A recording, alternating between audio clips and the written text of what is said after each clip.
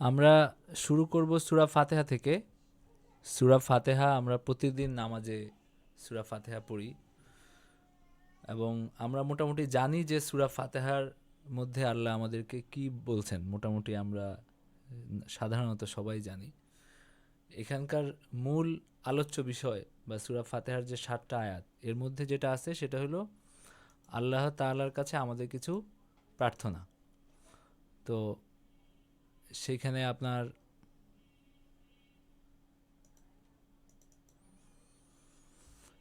আপনার আল্লাহ তাআলা প্রশংসা এবং প্রার্থনা। আল্লাহ তাআলা প্রশংসা এই হিসাবে যে তিনি জগৎসমূহের প্রতিপালক, রহমান এবং রাহিম, এবং আমাদের উপর অনেক দয়া আছে তার। আর প্রার্থনাটা হলো সেটা হলো যে আমাদেরকে সরল পথ দেখান, যে পথে গেলে আপনি সন্তুষ্ট হন সেই পথ আমাদেরকে দেখান। তো সকল প্রশংসা জগৎসমূহের প্রতিপালক আল্লাহর, যিনি দয়াময়, পরম দয়ালু, কর্মফল দিবসের মালিক। আমরা শুধু তোমারই ইবাদত করি, শুধু তোমারই সাহায্য প্রার্থনা করি।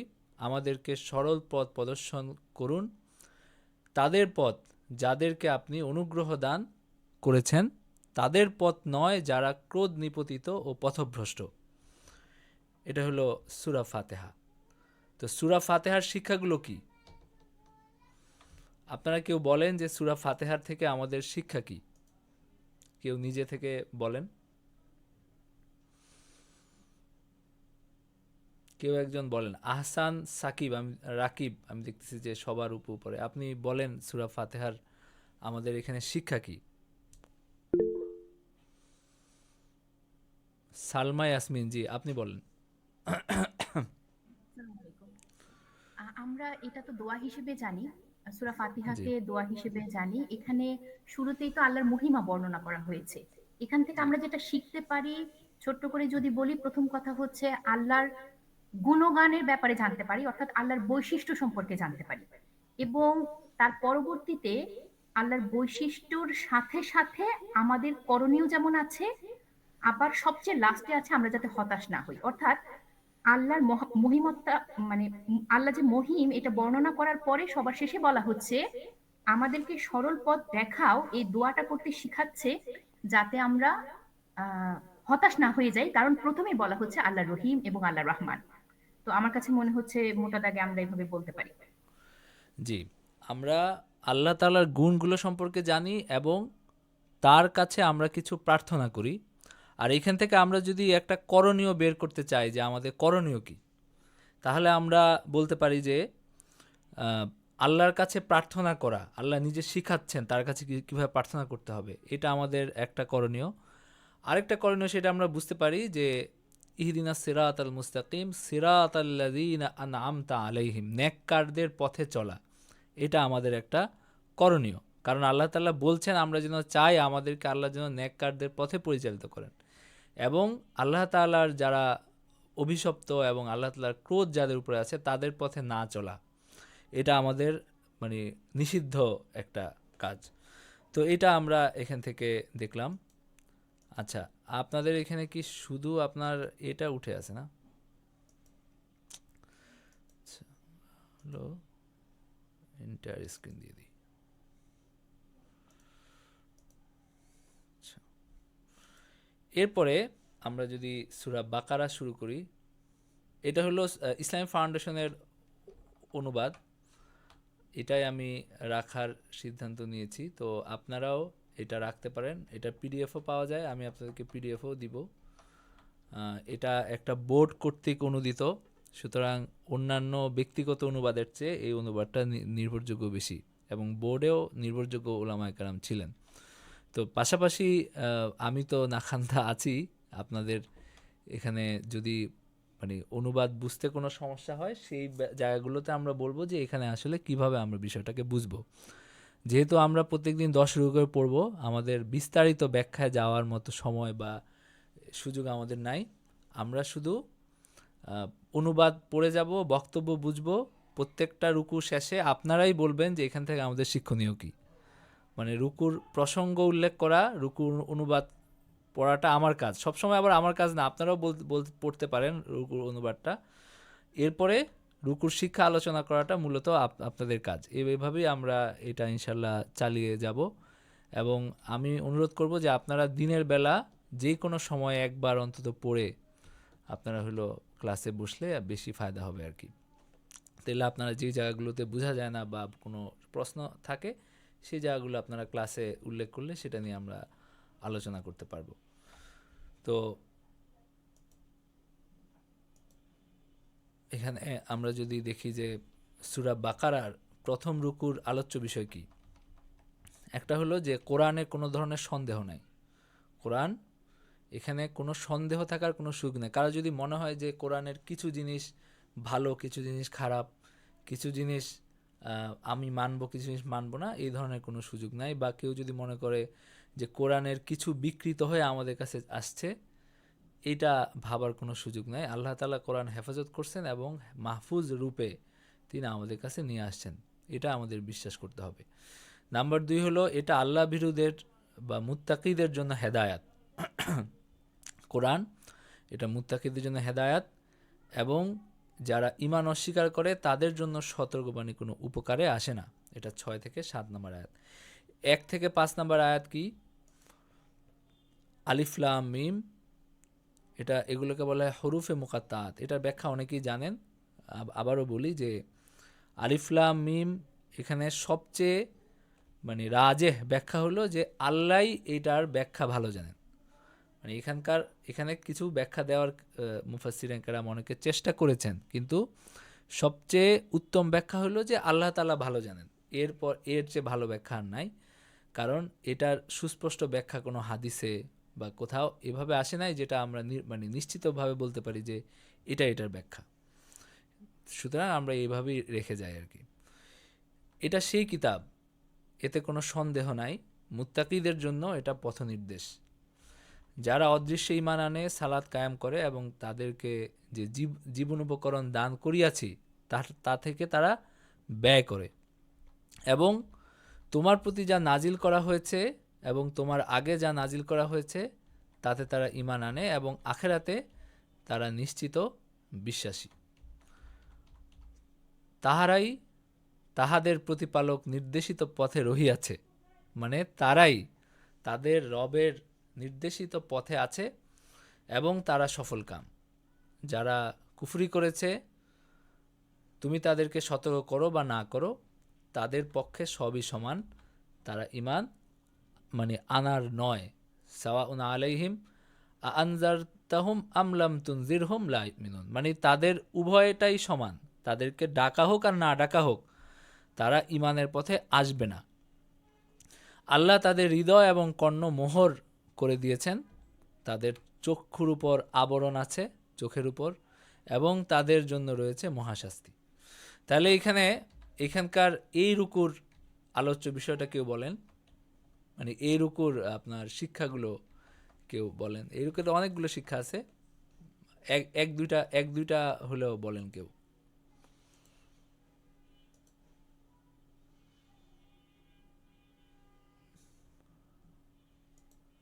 মানে আপনারা একটু কথা বলা শুরু করেন আর কি। আমরা তো নর্মালি আমাদের ক্লাসগুলোতে এক তরফা হয়, এই কারণে আসলে মনোযোগ কম থাকে। তো আপনারা কথা বলেন আর কি। হাসান রাকিব, আপনি কি কথা বলার মতো অবস্থায় আছেন? মানে আমরা এটাকে আলাপ আলোচনার মধ্যে আনতে পারলে জিনিসগুলো মানে অন্তরে বসে তাড়াতাড়ি। আচ্ছা, আখি সিদ্দিক আছেন? মারুফ দেওয়ান, জি আপনি বলেন। এখানে আমি যেটা একটু বুঝছি সেটা হলো যে এখানে ইমানদারদের কিছু বৈশিষ্ট্য বলা বলা হচ্ছে যে তারা নিজেদের সম্পদ ব্যয় করবে, আর তারা আহ, আহ, গায়েবের উপর বিশ্বাস রাখবে, এরকম কয়েকটা বিষয় দিয়ে তাদের একটা পরিচয় দেওয়া ইমানদারদের বা মুত্তাকিদের কিছু বৈশিষ্ট্য এখানে আছে, এটা হলো একটা ব্যাপার, তাই না? হচ্ছে। এবং এই বৈশিষ্ট্য যাদের আছে তাদের একটা পুরস্কারও আছে। সেটা হলো যে তারা সফল কাম অর্থাৎ আল্লাহর সন্তুষ্টি লাভ করবে তারা, এবং আপনার তারা হলো জান্নাত লাভ করবে, আল্লাহ তাআলার সন্তুষ্টি, এটাই হলো সবচেয়ে বড় সফলতা। তো এটা আর কিছু আছে? আসসালামু আলাইকুম। আচ্ছা, একজন একজন বলুক, একজন আপনি আবার সামনে রুকুতে বলবেন। মারুফ দেওয়ান জি বলেন, আর কিছু আছে? প্রথমে যেটা ছিল যে এটাই বিষয় যেন কোনো রকম সন্দেহ না থাকে, এটার প্রত্যেকটা কথা হ্যাঁ, এটা আরেকটা সঠিক ব্যাপার। সত্য আল্লাহর পক্ষ থেকে নাজিলকৃত। এটা আরেকটা ব্যাপার যে কোনো ধরনের সন্দেহ কোরআনের মধ্যে নাই, এই বিশ্বাসটা আমাদের অন্তরে থাকতে হবে।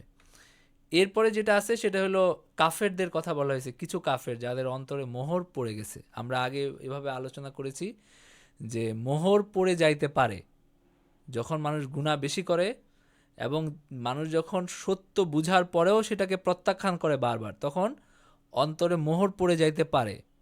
মানে তখন আর তাকে হেদায়েতে বানিয়ে আর তার কানে ঢুকে না, এটা আল্লাহ তাআলার শাস্তি। তো এটা আল্লাহ তাআলা বলছেন যে তাদের অন্তরে মোহর পড়ে গেছে এবং তাদের চোখের উপর আবরণ আছে এবং তাদের জন্য মহাশাস্তি আছে। আর এখান থেকে যদি আমরা করণীয় খুঁজে বের করতে চাই, তাহলে আমাদের করণীয় কি, মানে আমরা কি কি জিনিস করতে পারি, এর মধ্যে একটা দেখেন, ঈমান আনা, গায়েবের উপর ঈমান আনা, নামাজ পড়া, ইউকিমুনাস সালাতা মানে নামাজ আদায় করা, নামাজকে তার শর্ত শরায়েত রোকন এবং সামগ্রিক যে বিধিবিধান আছে সব কিছু সহ নামাজ আদায় করা, এটা হলো একামাতে সালাতের অর্থ। এরপরে হলো মিম্মা রাজাকনাহুম ইউনফিকুন, আমি তাদেরকে যে রিজিক দিয়েছি সেখান থেকে তারা হলো খরচ করে, মানে জাকাত দেওয়া এবং সদকা করা, এই সবগুলো আমাদের করণীয় কাজ, যেটা আল্লাহ তাআলার নির্দেশ, আমরা এগুলো করতে পারি বা করাটা আমাদের দায়িত্ব। এবং মানে আপনার হলো আমাদের আরেকটা করণীয় কাজ হলো কোরআনের উপর ঈমান রাখা এবং পূর্ববর্তী যে কিতাবগুলো এসেছে সেগুলোর উপরও ঈমান রাখা, ওয়াবিল আখিরাতি হুম ইউকিনুন, এবং আখেরাতের উপরে বিশ্বাস রাখা। এখানে ইয়াকিন শব্দ আছে, ইয়াকিন শব্দ এটা আপনার ঈমানের চেয়ে শক্ত, নিশ্চিত বিশ্বাসী, মানে ঈমানের চেয়ে এই শব্দের মধ্যে জোর বেশি আছে। তো আখেরাতের জীবনটাকে আমাদের অন্তরে একদম নিশ্চিতভাবে জাগরুক রাখতে হবে। তো এটা হলো প্রথম রুকু। দ্বিতীয় রুকু হলো মানুষদের মধ্যে এমন লোক আছে, আর দ্বিতীয় রুকুর আমরা একটু এটার মূল প্রসঙ্গগুলো একটু পড়ে তারপরে শুরু করি। দ্বিতীয় রুকুর মূল প্রসঙ্গগুলো হলো 2 থেকে 8 থেকে 16 নম্বর আয়াতে মুনাফিক এবং মুনাফিকদের পরিণাম বলা হয়েছে, মানে মুনাফিকরা কি করে এবং মুনাফিকদের পরিণাম কি বলা হয়েছে। আর 17 থেকে 20 নম্বর আয়াতে তাদের কর্মকাণ্ডের উদাহরণ দেওয়া হয়েছে। তার মানে হলো এই সবগুলো আয়াতই মুনাফিকদের সম্পর্কে। মুনাফিক কারা? যারা বাহ্যত তাদের পরিস্থিতির কারণে তারা বলে যে তারা ঈমানদার, কিন্তু আসলে তাদের অন্তরে ঈমান নাই, তারা ধোঁকাবাজি করে ঈমান নিয়ে। নবীজি সাল্লাল্লাহু আলাইহি ওয়াসাল্লাম যখন মক্কা থেকে মদিনায় গেলেন, সেখানকার যে সমাজ, সেখানে বেশিরভাগ মানুষই ঈমান আনলো। তার মানে হলো যে সেখানকার পরিবেশ চলে গেল মুসলমানদের পক্ষে।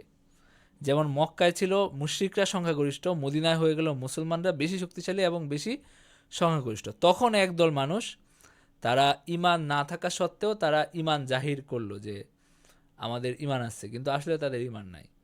তো এই ধরনের কিছু মানুষ, এদের সম্পর্কে আল্লাহ তাআলা বলেন যে মানুষের মধ্যে এমন লোক আছে যারা বলে যে আমরা আল্লাহর উপর ঈমান আনছি, আখিরাতে ঈমান আনছি, কিন্তু তারা মুমিন না। আল্লাহ এবং মুমিনগণকে তারা প্রতারিত করতে চায়, অথচ তারা যে নিজেদেরকে ছাড়া কাউকে প্রতারিত করে না, এটা বোঝার সাধ্য তাদের নাই। তার মানে হলো তারা আসলে নিজেদেরকেই ধোঁকা দিচ্ছে, কিন্তু তারা ভাবতেছে তারা আল্লাহকে ধোঁকা দেয়, মুমিনদেরকে ধোঁকা দেয়, অথচ তারা আসলে নিজেরাই ধোঁকার মধ্যে আছে। কারণ আল্লাহ তাআলা তো জানেন তো তাদের কি অবস্থা। নবীজিও আল্লাহ তাআলার পক্ষ থেকে জানেন যে কারা মুনাফিক, সুতরাং তারা ভাবতেছে যে তারা ধোঁকা দিতে পারতেছে। তো কেউ যখন নিজে অতি চালাকি করে কিন্তু তার চালাকি সবাই ধরতে পারতেছে, এটা যখন সে বুঝতে না পারে তখন এর অর্থ কি হয়? এর অর্থ হলো সে আপনার বোকার উপরে বোকা, তাই না? সে নিজের খুব চালাক মনে করতেছে, অথচ তার চালাকি সবাই জানে, সবাই বুঝতেছে যে সে কি করতে চাচ্ছে। তো তার মানে কি? তার মানে মানে স্মার্ট হইতে গিয়ে সে আরও বেশি ইয়ে হচ্ছে। তো এখানে আসলে এইটা বলা হয়েছে যে তারা আসলে নিজেদেরকেই ধোঁকা দিচ্ছে। তাদের অন্তরে ব্যাধি আছে আর আল্লাহ তাদের ব্যাধি বৃদ্ধি করেছেন এবং তাদের জন্য রয়েছে কষ্টদায়ক শাস্তি।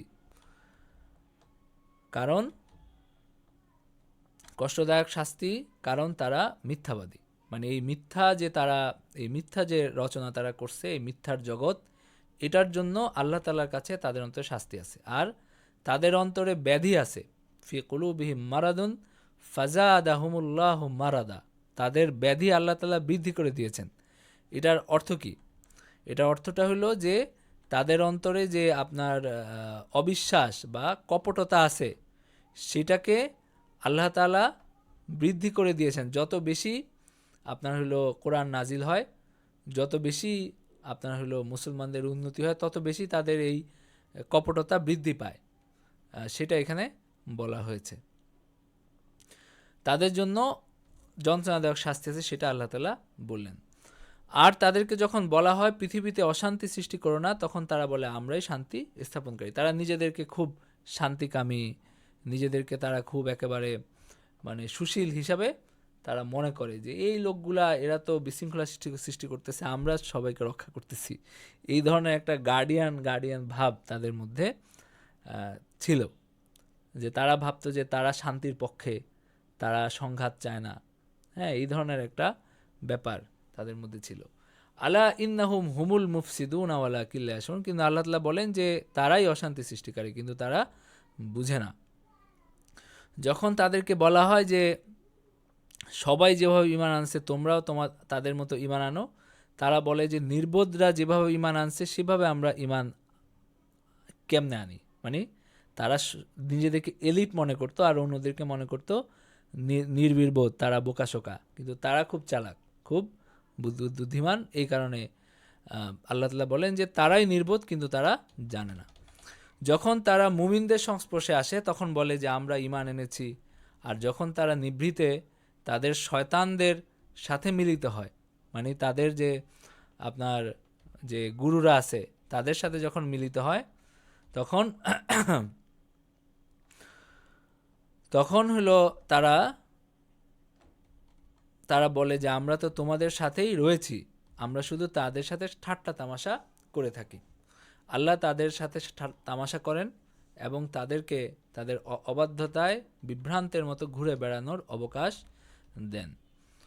আর এরা, এই মুনাফিকরা, হেদায়েতের বিনিময়ে ভ্রান্তি ক্রয় করে, সুতরাং তাদের ব্যবসা লাভজনক হয় নাই, তারা সৎপথেও পরিচালিত না। মানে তারা হেদায়াতের বিনিময়ে ভ্রান্তি ক্রয় করে, এটা অর্থ কি? মানে যেখানে হেদায়াত পাওয়ার সহজ ছিল তাদের জন্য, হেদায়াত গ্রহণ করা সহজ ছিল, হেদায়াতকে বাদ দিয়ে তারা হলো বিভ্রান্ত হয়, বিভ্রান্তিকে তারা গ্রহণ করে। সুতরাং তাদের ব্যবসা আসলে লাভজনক না, এটা হলো ক্ষতিকর। এই ব্যবসায় তাদের কোনো লাভ হয় নাই। তাদের উপমা এমন এক ব্যক্তির মতো। আল্লাহ এখানে একটা উদাহরণ দিচ্ছেন যে এক ব্যক্তি আগুন প্রজ্বলিত করলো এবং সেটা যখন চারদিকে একটু আলোকিত করলো, তখন আল্লাহ তাআলা তাদের জ্যোতি কেড়ে নিলেন, মানে তাদের চোখের জ্যোতি কেড়ে নিলেন এবং এমন অন্ধকারে ফেলে দিলেন যে তারা দেখতে পায় না। তার মানে কি? মানে ইসলাম আলোক ছড়িয়ে আছে চারপাশে, ইসলাম চারপাশ আলোকিত করেছে, কিন্তু তাদের চোখ না থাকায় তারা সেটাকে দেখতে পায় না এবং তারা বধির, মুখ অন্ধ হয়ে আছে। তাদের ওই যে কান বধির, মানে কথা বলতে পারে না, অন্ধ, এরকম হলো তাদের অবস্থা। আরেকটা উদাহরণ আল্লাহ তাআলা দিচ্ছেন যে বর্ষণমুখর ঘন মেঘ, আকাশে বর্ষণমুখর ঘন মেঘ, যেখানে ঘোর অন্ধকার আছে, বজ্রধ্বনি আছে, বিদ্যুৎ চমকাচ্ছে, এরকম একটা রাতের উদাহরণ আল্লাহ তাআলা দিচ্ছেন, যেখানে বজ্রধ্বনিতে মৃত্যু ভয়ে তাদের কানে আঙ্গুল তারা প্রবেশ করায়। মানে যখন বিকট আওয়াজ হয় তখন তারা কানে আঙ্গুল দেয়। আল্লাহ কাফেরদেরকে পরিবেষ্টন করে আছেন। আল্লাহ তাআলা কাফেরদেরকে তিনি ঘিরে আছেন, এরকম না যে তারা তার ইচ্ছার বাইরে কিছু করতে পারে। এই কাফের মানে আল্লাহ তাআলা এখানে মুনাফিকদেরকে কাফের বললেন, যে এরা তো আসলে কাফের, এবং এদেরকে আল্লাহ তাআলা ঘিরে আছেন। তারা এরকম একটা মানে বর্ষণমুখর একটা রাত, এই ঘন অন্ধকার রাত, এবং এখানে বিদ্যুৎ চমকায়, অল্প কিছু মানে দৃশ্যমান হয়, আবার সব কিছু অন্ধকার হয়ে যায়। তাদের অন্তরের অবস্থা আল্লাহ তাআলা বর্ণনা করলেন মানে এইভাবে। এরপরে বিদ্যুৎ চমক তাদের দৃষ্টিশক্তি প্রায় মানে কেড়ে নেয়, মানে চোখ ধাঁধিয়ে যায় আর কি, আমরা যেটা বাংলায় বলি। তারপর যখনই বিদ্যুৎ আলোক তাদের সম্মুখে উদ্ভাসিত হয়, তারা তখনই পথ চলতে থাকে, এবং যখন অন্ধকারাচ্ছন্ন হয় তখন আবার থমকে যায়। মানে মাঝে মাঝে কিছু জিনিস তাদের মনে হয় যে সত্য, বা কিছু জিনিস তারা গ্রহণ করতে চায়, কিন্তু আবার তাদের প্রবৃত্তির বিরোধী কোনো কিছু আবার হলো তারা থমকে যায়। এটা হলো তাদের মানে মানসিক অবস্থাটা এরকম, আল্লাহ তাআলা সেটা বললেন। এরপরে আল্লাহ ইচ্ছা করলে তাদের শ্রবণ এবং দৃষ্টিশক্তি হরণ করতে পারতেন, কিন্তু আল্লাহ সর্ববিষয়ে সর্বশক্তিমান। তো এরকম একটা অবস্থায় আল্লাহ তাদেরকে ছেড়ে রাখছেন, এরকম একটা অবস্থায় আল্লাহ তাদের অবস্থাটা বর্ণনা করছেন, তাদের মানসিক অবস্থা কি। এবং এই যে মুনাফিকরা এই আয়াতগুলো শুনছে, তারা দেখছে যে আসলেই তাদের অবস্থা তাই, এবং আল্লাহ তাআলা যে তাদের অন্তরের এত নিখুঁত বর্ণনা দিলেন, এটার জন্য তাদের মানে এটা ছিল তাদের জন্য একটা আয়াত, মানে এটা একটা তাদের জন্য একটা নিদর্শনের মতো ছিল, যে যিনি এত নিখুঁতভাবে তাদের অন্তরের অবস্থা বর্ণনা করছেন, তিনি তো আসলে অন্তর্যামী, তিনি তাদের অন্তরের অবস্থা জানেন। তো এই রুকু থেকে আমাদের শিক্ষা কি, আরেকজন বলেন।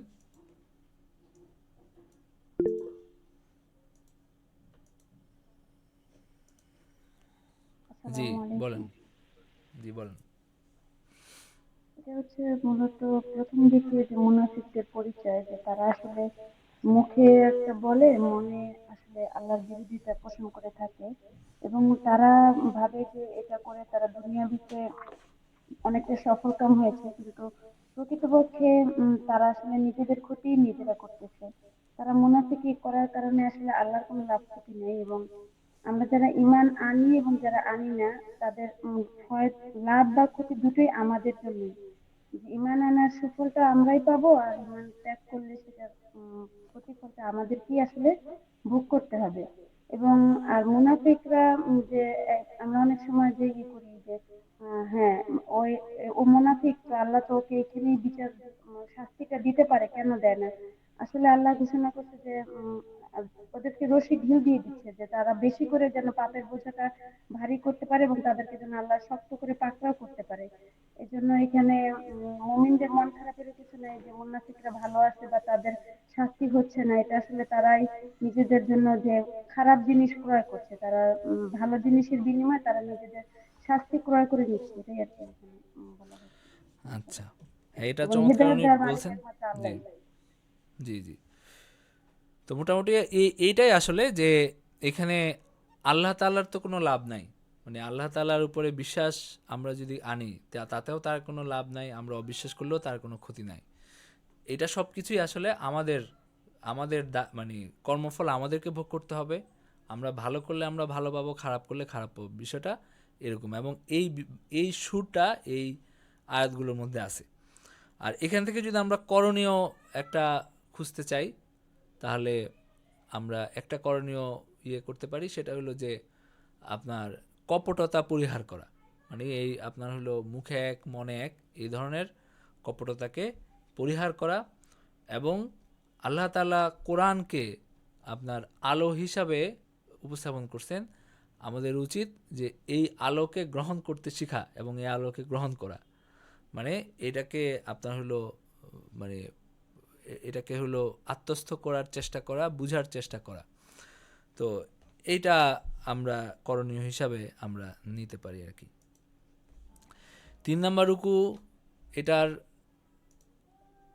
যে মূল প্রসঙ্গগুলো, এটা হলো যে একমাত্র আল্লাহর ইবাদত করার নির্দেশ, কোরআন আল্লাহর কিতাব, এই দাবি চ্যালেঞ্জ, এটা চ্যালেঞ্জ ছুড়ে দিয়েছেন আল্লাহ তাআলা, এবং মুমিনদের জন্য পুরস্কার, মুমিনদের পুরস্কারের কথা বর্ণনা করছেন। এরপরে মশার উপমা দিয়েছেন আল্লাহ তাআলা, যে এটা অনেককে বিভ্রান্ত করে এবং অনেককে আলোকিত করে। মানে মশার একটা উপমা দিয়েছেন, এটা আমরা দেখব কিভাবে, এবং তোমরা কিভাবে আল্লাহকে অস্বীকার করতে পারো, এটাও একটা প্রসঙ্গ আছে। তো আমরা দেখি আয়াতগুলো।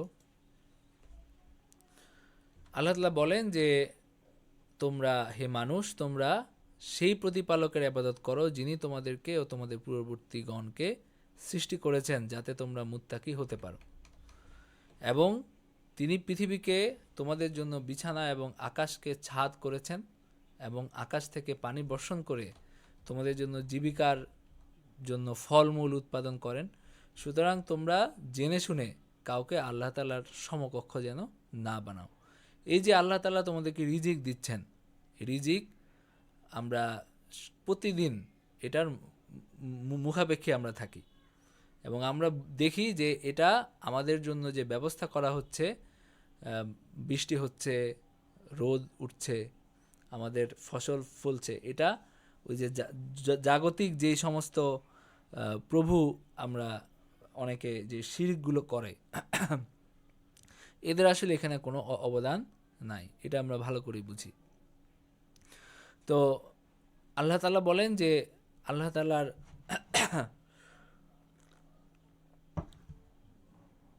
তাআলার সমকক্ষ যেন আমরা কাউকে দাঁড় না করাই। এরপরে 23 নম্বর আয়াত হলো যে আমি আমার বান্দার প্রতি যা অবতীর্ণ করেছি তাতে তোমাদের কোনো সন্দেহ থাকলে তোমরা এরকম কোনো সূরা আনো যে এবং তোমরা যদি সত্যবাদী হও তবে আল্লাহ ব্যতীত তোমাদের সকল সাহায্যকারীকে আহ্বান করো। তার মানে হলো যে আল্লাহ তাআলা এখানে বলছেন যে এই কোরআন নিয়ে যদি তোমাদের সন্দেহ থাকে তাহলে তোমরা হলো এটার একটা সূরা তোমরা বানাও, এবং এখানে তোমরা সবার সাহায্য নাও, তোমাদের যত কবি, যত আপনার হলো পণ্ডিত আছে, সবাই একসাথ হয়ে একটা সূরা তোমরা বানাও।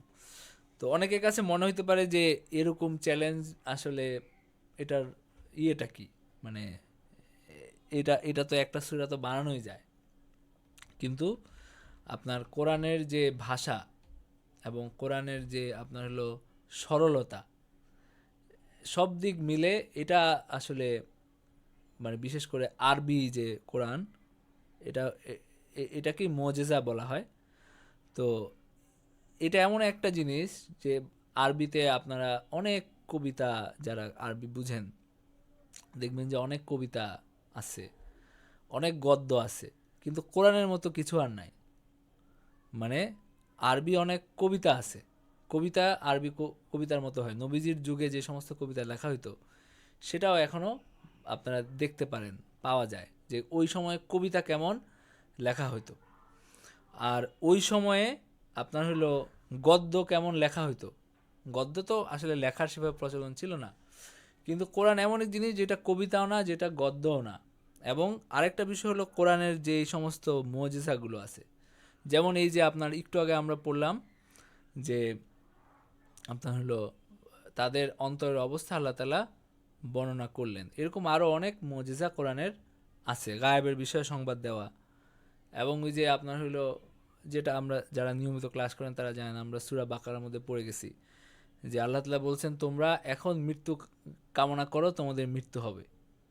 তো এই জিনিস এগুলো কি, এগুলো হলো এজাজ, আমরা বলি যে অলৌকিকত্ব। কারণ কোরআনের যে ভবিষ্যৎবাণীগুলো ছিল সেগুলো হুবহু বাস্তবায়িত হয়েছে। এমন কিছু জিনিস ছিল যেটা মিথ্যা প্রমাণ করার সাধ্য ওই মুশরিক এবং ইহুদিদেরও ছিল। তো সেটা আপনার হলো সেইটা দিয়েও বোঝা গেছে যে আসলে কোরআন যেটা বলছে তারা চাইলে সেটাকে মিথ্যা প্রমাণ করতে পারতো। মানে যদি এরকম হতো যে ইহুদিদেরকে আল্লাহ বলছেন যে তোমরা মৃত্যু কামনা করো, এরপরে মৃত্যু কামনা কেউ করলো কিন্তু তার কিছু হয় নাই, এরকম যদি, তার মানে কোরআনের যে চ্যালেঞ্জ সেটা মিথ্যা হয়ে গেল এরকম। তো এই ধরনের নানান সব দিক মিলে আমরা বলি যে কোরআনের একটা এজাজ বা মুজিজা আছে কোরআনের, সেটা হলো যে কোরআনের মতো আরেকটা কিছু বানানো এটা মানুষের পক্ষে সম্ভব না। কোরআনের মতো একটা গ্রন্থ করা এটা মানুষের পক্ষে সম্ভব না। তো আল্লাহ তাআলা এখানে বলছেন যে তোমরা যদি মনে করো যে এটা মানুষের বানানো, তাহলে তোমরাও মানুষ, তোমরা একটা কিছু বানাও।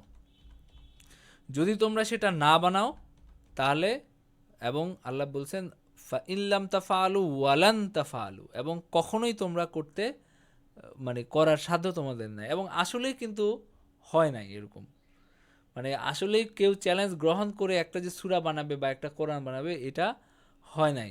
এবং যারা চেষ্টা করছে সেই চেষ্টাগুলো কত বিসদৃশ, এটা আপনারা দুইটা তুলনা করলে দেখবেন যে এই যে সূরা ফিলের মতো একজন বানানোর চেষ্টা করছে বা এই ধরনের কিছু। তো আপনারা দুইটা তুলনা করলে দেখবেন যে আপনার হলো দুইটার মধ্যে আসলে কত পার্থক্য, একটা আল্লাহর কালাম আর একটা মানুষের কথা। তো এইভাবে এইটার আল্লাহ তাআলা দৃঢ়ভাবে বলছেন যে এখানে তোমাদের পারার কোনো সুযোগ নেই, তবে সে আগুনকে ভয় করো, মানুষ এবং পাথর হবে যার ইন্ধন, কাফেরদের জন্য যা প্রস্তুত রাখা হয়েছে। যারা ঈমান আনে, সৎকর্ম করে, তাদেরকে সুসংবাদ দাও যে তাদের জন্য জান্নাত আছে যেখানে নদী প্রবাহিত। যখনই তাদের ফলমূল খেতে দেওয়া হবে তারা বলবে যে আমাদেরকে আগে জীবিকা রূপে তা থেকে দেওয়া হতো। এবং এটা তো তাই, মানে তাদেরকে আপনার হলো দুনিয়ার মতো ফলমূল তাদেরকে দেওয়া হবে, এবং সেখানে তাদের জন্য পবিত্র সঙ্গিনী সেখানে আছে, পবিত্র সঙ্গী এবং সঙ্গিনী, আজওয়াজুন মুতাহহারা, পবিত্র সঙ্গিনী সেখানে আছে, তারা সেখানে স্থায়ী হবে। নাম্বার 26 নম্বর আয়াত হলো যে আল্লাহ মশা কিংবা তদপেক্ষা ক্ষুদ্র কোনো বস্তুর উপমা দিতে সংকোচ বোধ করেন না। মানে মশা বা এই ধরনের কোনো উপমা দিতে আল্লাহ তাআলা সংকোচ বোধ করেন না। এটা একটা আপনার একটা ইহুদিদের একটা কথার জবাব দেওয়া হয়েছে এখানে, যে আল্লাহ তাআলা বিভিন্ন আয়াতে মাকড়সা, মাছির উদাহরণ দিয়েছেন। তো এখানে বিরুদ্ধবাদীরা আপত্তি করে যে আল্লাহ তাআলা তার কালামে এই ধরনের উপমা কিভাবে দেন, মানে আল্লাহ তাআলা এত মহান, কিন্তু তারা এটা বুঝে না যে আল্লাহ তাআলার যে নিপুণ সৃষ্টি এইগুলো, একটা মাকড়সা কত সুন্দর, সে এইটুক একটা শরীর থেকে সে বিরাট একটা জাল বিস্তার করে। এবং এই মশা মাছি এখন বিজ্ঞানের উন্নতির ফলে আমরা এগুলোর যে নিপুণতা সেই সম্পর্কে আমরা কিছু কিছু জানি, কিন্তু তাদের মধ্যে প্রশ্ন ছিল যে এত তুচ্ছ প্রাণী, এগুলো নিয়ে আবার এত কথা বলার কি আছে, মানে এই ধরনের। তো আল্লাহ তাআলা এখানে বলছেন যে আল্লাহ তাআলা এতে সংকোচ বোধ করেন না। সুতরাং যারা ঈমান এনেছে তারা জানে যে নিশ্চয়ই এটা সত্য, তারা তাদের প্রতিপালকের নিকট হতে এসেছে। কিন্তু যারা কাফের তারা বলে যে আল্লাহ কি অভিপ্রায় এই উপমা পেশ করেছেন, এটা দ্বারা অনেককেই তিনি বিভ্রান্ত করেছেন এবং অনেককে সৎপথে পরিচালিত করেন। বস্তুত তিনি পথ পরিত্যাগকারীগণ ব্যতীত আর কাউকে বিভ্রান্ত করেন না। ওমা ইউদিল্লু বিহি ইল্লাল ফাসিকিন, অবাধ্যরা ছাড়া। ফাসিক পথ পরিত্যাগকারী না বলে আমরা অবাধ্য বলতে পারি, আল্লাহর অবাধ্যরা ছাড়া কাউকে তিনি বিভ্রান্ত করেন না। যারা আল্লাহ তাআলার পথে চলে না, অবাধ্য হয়, তার বিরোধিতা করে, তাদেরকে তিনি বিভ্রান্ত করেন। তা আল্লাহ তাআলা বললেন যে ইউদিল্লু বিহি কাসীরান ওয়া ইয়াহদি বিহি কাসীরান, মানে তিনি অনেককে তিনি বিভ্রান্ত করেছেন এই উপমা দিয়ে, আবার অনেককে তিনি হেদায়েত দান করেছেন। তার মানে হলো একই জিনিস সৌভাগ্য থাকলে সেটা মানুষের হেদায়েতের কারণ হতে পারে, আবার যদি দুর্ভাগা হয় কেউ তার সেটা বিভ্রান্তিরও কারণ হতে পারে। এবং আপনার হলো আল্লাহ তাআলা বলেন যে যারা আল্লাহর সাথে দৃঢ় অঙ্গীকারে আবদ্ধ হওয়ার পর তা ভঙ্গ করে, যে সম্পর্ক অক্ষুণ্ণ রাখতে আল্লাহ তাআলা আদেশ করেছেন তা ছিন্ন করে এবং দুনিয়ায় অশান্তি সৃষ্টি করে বেড়ায়, তারা ক্ষতিগ্রস্ত। তাহলে আল্লাহ তাআলা এখানে বললেন কি, যে আল্লাহ তাআলার সাথে অঙ্গীকার আবদ্ধ যারা, মানে ঈমান আনছে যারা, সেটাতে তারা ভঙ্গ করে, এবং আল্লাহ তাআলা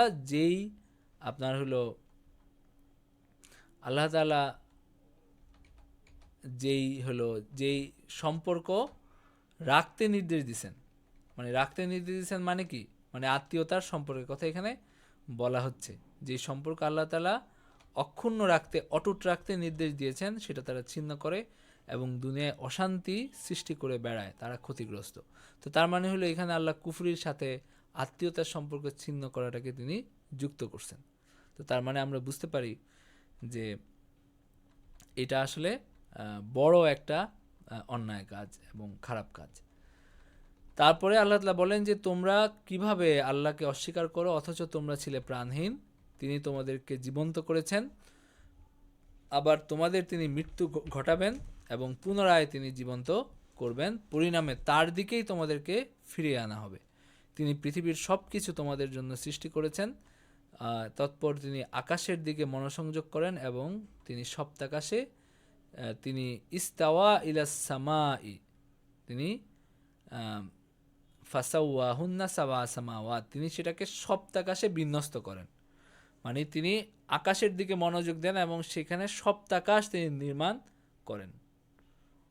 মানে তোমাদের জন্য তিনি প্রথম তোমাদের জন্য জমিনের সব কিছু তিনি সৃষ্টি করছেন এবং আকাশের দিকে মনোনিবেশ করছেন এবং সেটাকে সপ্তাকাশে তিনি নির্মাণ করছেন এবং ওয়াহুয়া বিকুল্লি শাইইন আলিম, তিনি সর্ববিষয়ে অবহিত। তো এটার শিক্ষা ব্যাপারে বলেন কেউ, এই রুকুর শিক্ষা।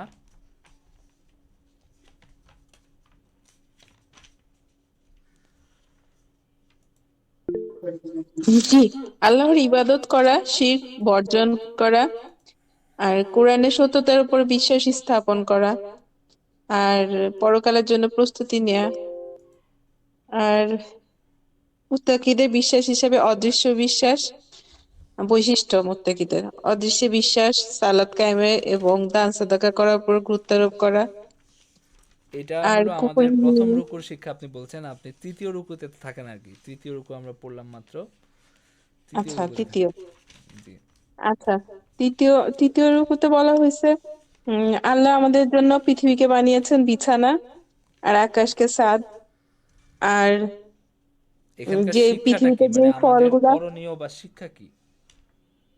করণীয়, আমাদের করণীয় এখানে আল্লাহ সুবহানাহু ওয়া তাআলা আমাদেরকে বলেছেন যে মানে আল্লাহ কি হতে পারে, উম, একটা হলো আত্মীয়তার সম্পর্ক রক্ষা করা জি এবং ইমানে অটল থাকা, এটা একটা করণীয় আচ্ছা হইতে পারে। এরপরে আপনার হলো এখানে ফালা তাজালু লিল্লাহি আন্দাদান, আল্লাহর সাথে কাউকে শরিক না করা, এটা, এবং কোরআনের ব্যাপারে কোনো ধরনের সন্দেহে না থাকা। কোরআন আল্লাহর আচ্ছা কালাম, এই ব্যাপারে কোনো ধরনের সন্দেহে না থাকা, এই বিষয়গুলো আমরা এখান থেকে পাই। দেখলাম এবং আল্লাহ তাআলার যে আয়াতগুলো আছে এখান থেকে হেদায়াত অনুসন্ধান করা, এই নির্দেশনাও আল্লাহ এখানে দিয়েছেন। আচ্ছা, দেখলাম। এরপরে আমরা পরের রুকুতে যাই। আল্লাহ তাআলা বলেন যে এরপরে কি কি আসতেছে এই রুকুর আলোচ্য বিষয় বা প্রসঙ্গ কি? প্রসঙ্গ হলো আদম আলাইহিস সালামের সৃষ্টির ঘটনা এবং আদমের বিজয়, ফেরেশতাদের উপরে আদমের বিজয়, এবং ফেরেশতাগণ আদমকে সম্মান প্রদর্শন করলেন, শয়তান আদমকে জান্নাত হারাতে প্ররোচিত করল, আদম তওবা করলেন এবং তিনি ক্ষমা লাভ করলেন। এটা হলো এই রুকুর মানে আলোচ্য বিষয়।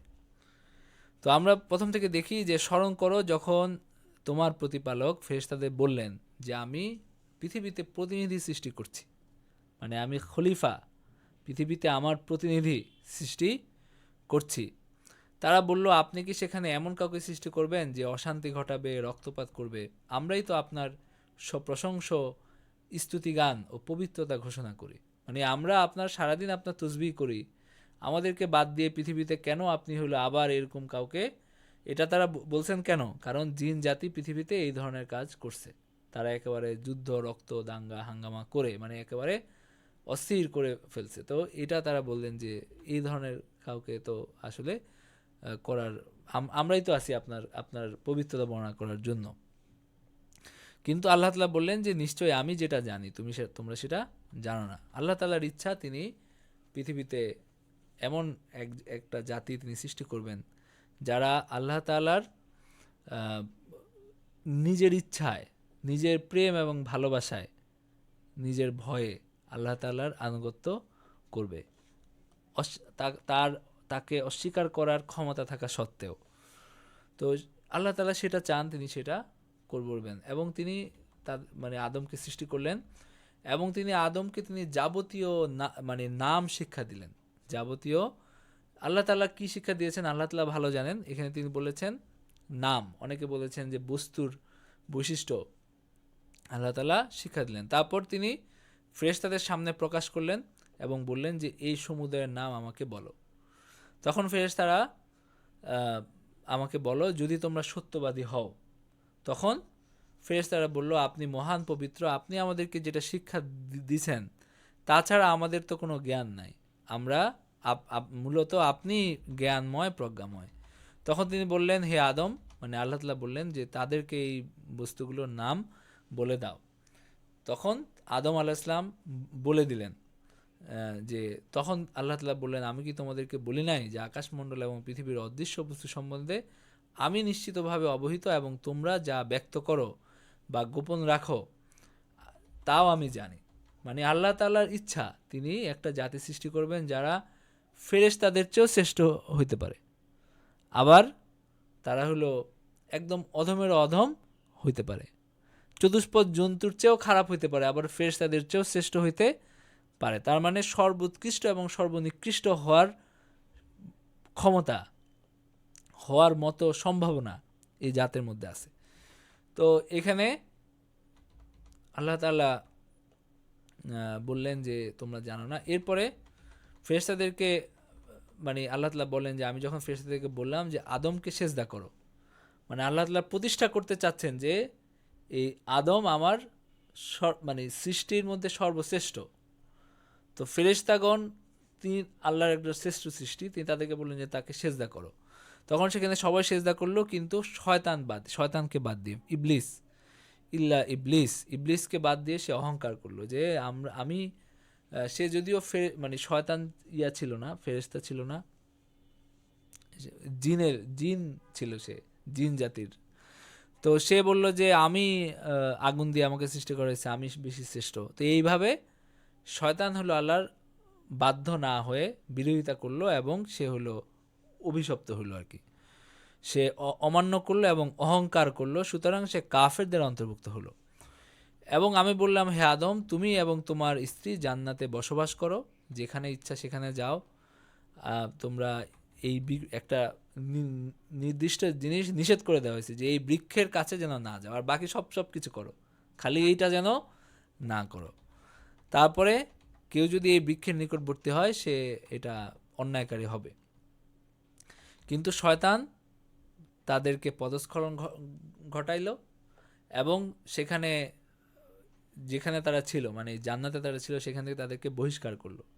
মানে তারা ফেরেশতা, মানে তারা অপরাধটা সংগঠিত করাইলো তাদের মাধ্যমে। এর মাধ্যমে তারা কি হলো, তারা জান্নাত থেকে বহিষ্কৃত হওয়ার মতো উপযুক্ত হলো। তখন আমি বললাম তোমরা একে অন্যের শত্রুরূপে নেমে যাও, একে অন্যের শত্রুরূপে তোমরা নেমে যাও, পৃথিবীতে কিছু কালের জন্য তোমাদের বসবাস এবং জীবিকা রহিল। মানে পৃথিবীতে তোমরা কিছু কাল তোমাদের পৃথিবীতে থাকতে হবে। এই জন্য মানুষকে বলা হয় যে মানুষ এটা হলো স্বর্গের প্রাণী, মানে আমরা হইলাম স্বর্গ থেকে আসা, দুনিয়াতে মানে কিছু কালের জন্য অতিথি হিসাবে আমরা আসছি। আমাদের মূল জায়গা কোথায়? মূল জায়গা জান্নাতে। আমরা কিছু কালের জন্য নির্বাসিত আছি এই দুনিয়ায়। তো এই বিশ্বাসটা আমাদের মধ্যে নাই। এই বিশ্বাস যদি আমাদের মধ্যে থাকতো তাহলে দুনিয়াতে আমরা আরও সফল কাম হতাম। তো আমি মাঝে মাঝে একটা জিনিস বলি অনেককে, যে দেখেন দুনিয়ার অন্যান্য প্রাণী, সবগুলো প্রাণীর বৈশিষ্ট্য কাছাকাছি, কিন্তু মানুষ একটু আলাদা। মনে করেন যে দুনিয়ার অন্য প্রাণীগুলো তারা কোনো রকম ঘর ছাড়া তারা বসবাস করতে পারে, তারা হলো এই দুনিয়ার মতো করে তারা নিজেদের মতো করে চলতে পারে অন্য উপকরণ ছাড়া। কিন্তু মানুষের কিন্তু অনেক কিছু লাগে। তো এই হিসাবে আলাদা। অনেকে বলতে পারেন যে মানুষ যদি এভাবে জঙ্গলে ফেলে রাখা হয় তাহলে মানুষও সেরকম হবে, এটা এই যুক্তি দেওয়া যায়। তো এখানে আল্লাহ তাআলা কি বললেন? আল্লাহ তাআলা বললেন যে আদমকে পৃথিবীতে নির্বাসিত করা হয়েছে কিছু কালের জন্য, এবং আল্লাহ তাআলা বলছেন তোমরা একে অপরের শত্রুরূপে দুনিয়াতে নামো। এরপরে আদম তার প্রতিপালকের কাছে কিছু বাণী প্রাপ্ত হলো, মানে আদম আলাইহিসসালাম তো অপরাধী হিসাবে দুনিয়াতে আসছেন। এরপরে আল্লাহ তাআলা এই আদমের অন্তরে একটা বাণী তিনি দিলেন, এবং সেই বাণীটা উনি যখন বললেন, মানে তিনি যখন সেভাবে ক্ষমা প্রার্থনা করলেন, তখন আল্লাহ তাআলা তাকে ক্ষমা করে দিলেন। সেই বাণীটা কি? অনেকেই বলছেন সেই বাণীটা হলো রাব্বানা যালামনা আনফুসানা ওয়া ইল্লাম তাগফির লানা ওয়া তারহামনা লানাকুনান্না মিনাল খাসিরিন। রাব্বানা যালামনা আনফুসানা, হে আমাদের রব, আমি নিজের উপর জুলুম করছি। রাব্বানা যালামনা আনফুসানা, এই দোয়াটা তো ভুলে গেলাম।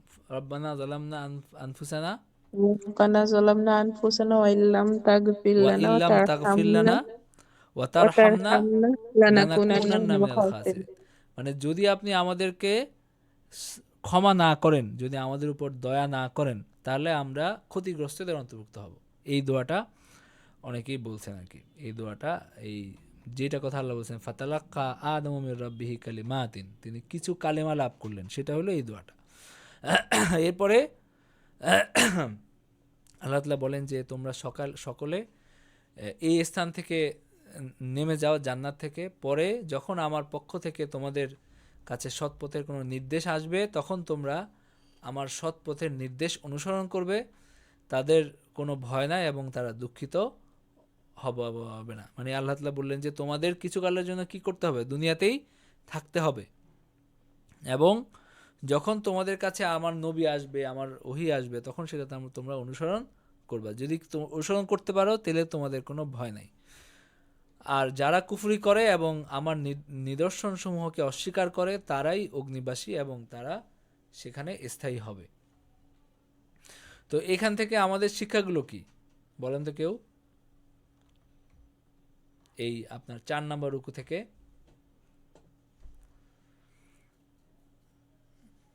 আছেন কেউ বলার মতো?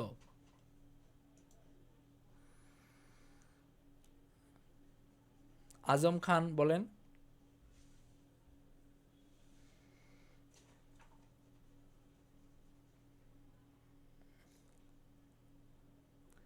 এর মধ্যে বলেন না, কিছু বলেন। আর কালকে থেকে আপনারা এই প্রস্তুতি নিয়ে আসবেন, মানে কথা বলার মতো মানসিকতা নিয়ে আসবেন। মানে এইভাবে ওই আপনার চুপ করে থাকলে আসলে আপনার হলো ইয়ে হয় না। তো এখান থেকে আমাদের আপনার শিক্ষাগুলো কি বলেন? এটা খুব সহজ, মানে আপনি একটু চিন্তা করলেই দেখবেন যে আল্লাহ তাআলা আমাদেরকে কি বলছেন এই জায়গাটায়। প্রথমত কি উস্তাদ, এটা প্রথমত কি হতে পারে? হ্যাঁ, অন্যকে ভালো কাজের আদেশ দেয়া যাবে না যদি নিজে না করি সেটা? কোথায় কোন আয়াতের প্রেক্ষিতে বলতেছেন এটা? কোন আয়াতে? 44, 44 নম্বর আয়াতে কি আছে? তোমরা মানুষকে ভালো কাজের আদেশ দেবে আর ভুলে যাবে নিজেদের ভালো ভালো হবার কথা, অথচ তোমরা তেলাওয়াত করছো কিতাব, তোমাদের কি বিবেক বলতে কিছুই নাই? না, এটা তো যাই নাই আমরা, এটা তো 5 নম্বর রুকুতে। আচ্ছা, আমরা তো এখনো 4 নম্বর রুকুতে আছি। তার না। আচ্ছা, আসসালামু আলাইকুম। তো 4 নম্বর রুকুতে আমাদের শিক্ষণীয় বিষয়গুলো কি? একটা হলো যে আল্লাহ তাআলা মানুষকে শ্রেষ্ঠত্ব দিছেন, এবং এটা আল্লাহ তাআলা একটা নেয়ামত। তিনি আমাদের মধ্যে সর্বশ্রেষ্ঠ হওয়ার সম্ভাবনা দিয়েছেন। এই সম্ভাবনা যদি আমরা নষ্ট করি, এটার দায় কার? এটার দায় আমার। মানে আমাকে আল্লাহ তাআলা ফেরেশতাদের চেয়ে বেশি মর্যাদাবান হওয়ার মতো সম্ভাবনা আমার মধ্যে আল্লাহ তাআলা রাখছেন, প্রত্যেকটা মানুষের মধ্যে। কিন্তু আমরা সেটাকে নষ্ট করে আমরা চতুষ্পদ জন্তুরও অধম হই। তো এটা আমাদের দায়িত্ব। আরেকটা হলো যে অহংকার, আল্লাহ তাআলার নির্দেশের সামনে নিজের আমিত্ব অহংকার, এটা হলো অভিশপ্ত হওয়ার কারণ, যেটা শয়তান করছে। আরেকটা হলো যে শয়তান এই যে এই পুরা দৃশ্যপটটা, এই পুরা ঘটনা প্রবাহ, এটা ঘটাইছেন কে? আল্লাহ তাআলা। কারণ তিনি এই যে এই আপনার সত্য মিথ্যার একটা দ্বন্দ্ব, এটাকে আল্লাহ তাআলা সৃষ্টি করছেন মানুষের পরীক্ষার জন্য। আল্লাযী খালাকাল মাউতা ওয়াল হায়াতা লিয়াবলুয়াকুম আইয়ুকুম আহসানু আমালা। এটা হলো মূল জিনিস, যে আল্লাহ তাআলা দেখতে চান যে কে ভালো কাজ করতে পারে। তো সেখানে ধোঁকাবাজ হিসাবে, ভিলেন হিসাবে শয়তান আছে, এবং মানুষের কাজ কি? তার ধোঁকাগুলোকে উপেক্ষা করে ভালো কাজ করা। তো প্রথম আদম, আমাদের আদি পিতা, তিনি ভুল করছেন। এই জন্য আমরা বলি না যে প্রথম মানুষ হলো প্রথম ভুলকারী, আউয়ালু নাসি আউয়ালু নাসিন, মানে আরবিতে এইভাবে বলে, মানে আর নাস মানে হলো মানুষ, আর নিসিয়ান মানে হলো ভুলে যাওয়া। তো যে প্রথম মানুষ, তিনি হলেন প্রথম ভুলকারী। তো এবং তার মানে হলো ভুল তো হইতে পারে মানুষের, কিন্তু কোনটা হইতে পারে না সেটা হলো যে অহংকার এবং তওবাহীনতা। মানে আমার ভুল হয়ে গেছে কিন্তু কোনো মানে অনুতাপ নাই, এটা হলো সবচেয়ে খারাপ জিনিস। তার মানে হলো ভুল যদি হয়ে যায় তাহলে আমাদের আদি পিতা যেমন তায়েব, তিনি তো মানে আল্লাহর কাছে ক্ষমা প্রার্থনা করছেন, ক্ষমা প্রার্থনা করে আবার আল্লাহর প্রিয় পাত্র হয়েছেন। তো আমাদের যদি ভুল হয় আমরা আল্লাহ তাআলার কাছে তওবা করব, এটাই হলো এখান এই রুকুর সবচেয়ে বড় শিক্ষা। এবং এইটাই, এর বেশি আর কিছু তেমন কিছু বলার প্রয়োজন নেই। এরপরে 5 নাম্বার রুকুর আমরা আমাদের ক্লাস শেষের ইয়াতে চলে আসছি। এরপরে 5 নাম্বার রুকুর আলোচ্য বিষয় কি? হেদায়েত লাভের জন্য আল্লাহ তাআলার পক্ষ থেকে ওহীর প্রয়োজনীয়তা, বনী ইসরাইলের সঙ্গে আল্লাহর অঙ্গীকার সমূহ। তোমরা কি অন্যদের উপদেশ দাও অথচ নিজেদের ভুলে যাও? এটা কাদেরকে বলা হয়েছে? ইহুদিদেরকে। ইহুদিরা মদিনার মানুষকে বলতো যে ইসলাম সত্য ধর্ম, তোমরা ইসলাম গ্রহণ করে ঠিক করছো, কিন্তু নিজেরা এটা গ্রহণ করতো না। তো তাদেরকে বলা হয়েছে। এরপরে ধৈর্য এবং নামাজের মাধ্যমে আল্লাহ তাআলার সাহায্য লাভ করা যায়। তো এই বিষয়গুলো এই 5 নাম্বার রুকুতে আছে, আমরা একটু দেখি।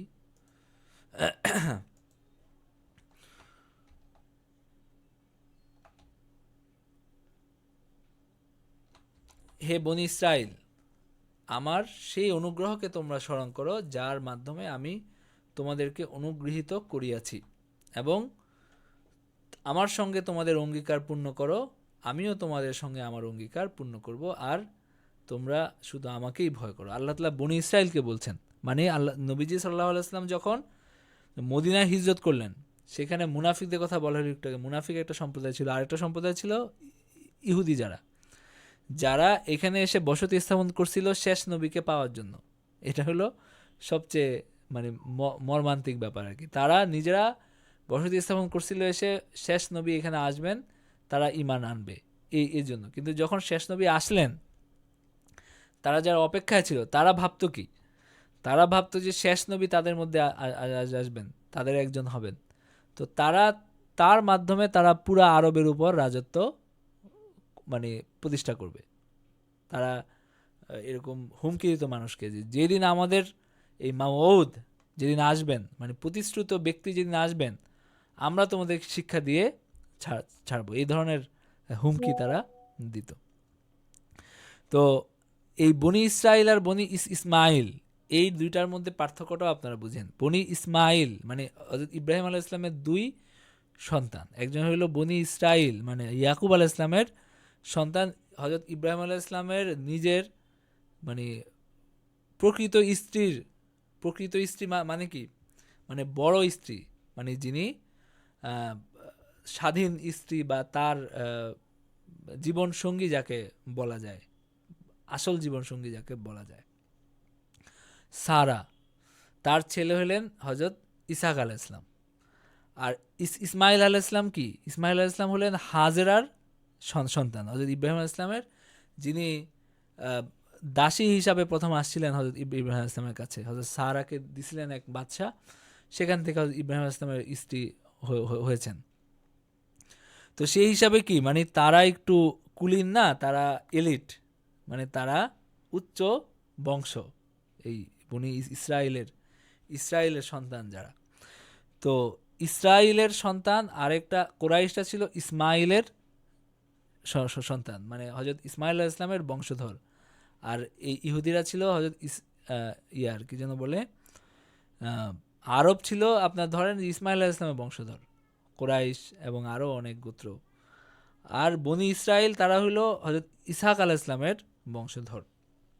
তো তারা মনে করতো যে নবী আসলেও তাদের এখানে আসবে, এবং আসছেও বেশি, মানে বনি ইসরায়েলেই বেশিরভাগ নবী বনি ইসরায়েল আসছে।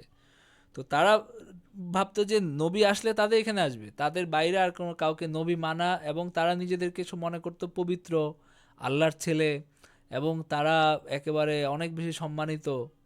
এবং বনি ইসরায়েলকে তারা মানে বনি ইসমাইলকে মানে আরবকে তো তারা একদম তুচ্ছতাচ্ছিল্য করতো, যে এরা অশিক্ষিত, মূর্খ, এরা কিছু জানে না, মুশরিক। আর তারা হলো মানে এই ধরনের একটা ব্যাপার সেখানে ছিল। তো এই কারণে বনি ইসমাইলের একজনকে নবী হিসাবে মানতেও তাদের অনেক সমস্যা, এটাও একটা বড় কারণ আর কি। তো আল্লাহ তাআলা এখানে বলছেন যে হে বনি ইসরাইল, তোমাদের উপর আমার নেয়ামতগুলো তোমরা স্মরণ করো, তোমাদেরকে আমি কত কিছু দিছি।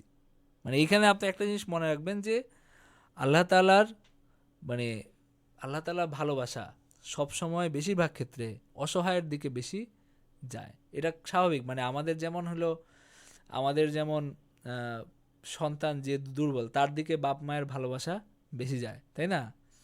তো আল্লাহ তাআলার কাছে তো বান্দারা সন্তানের মতো।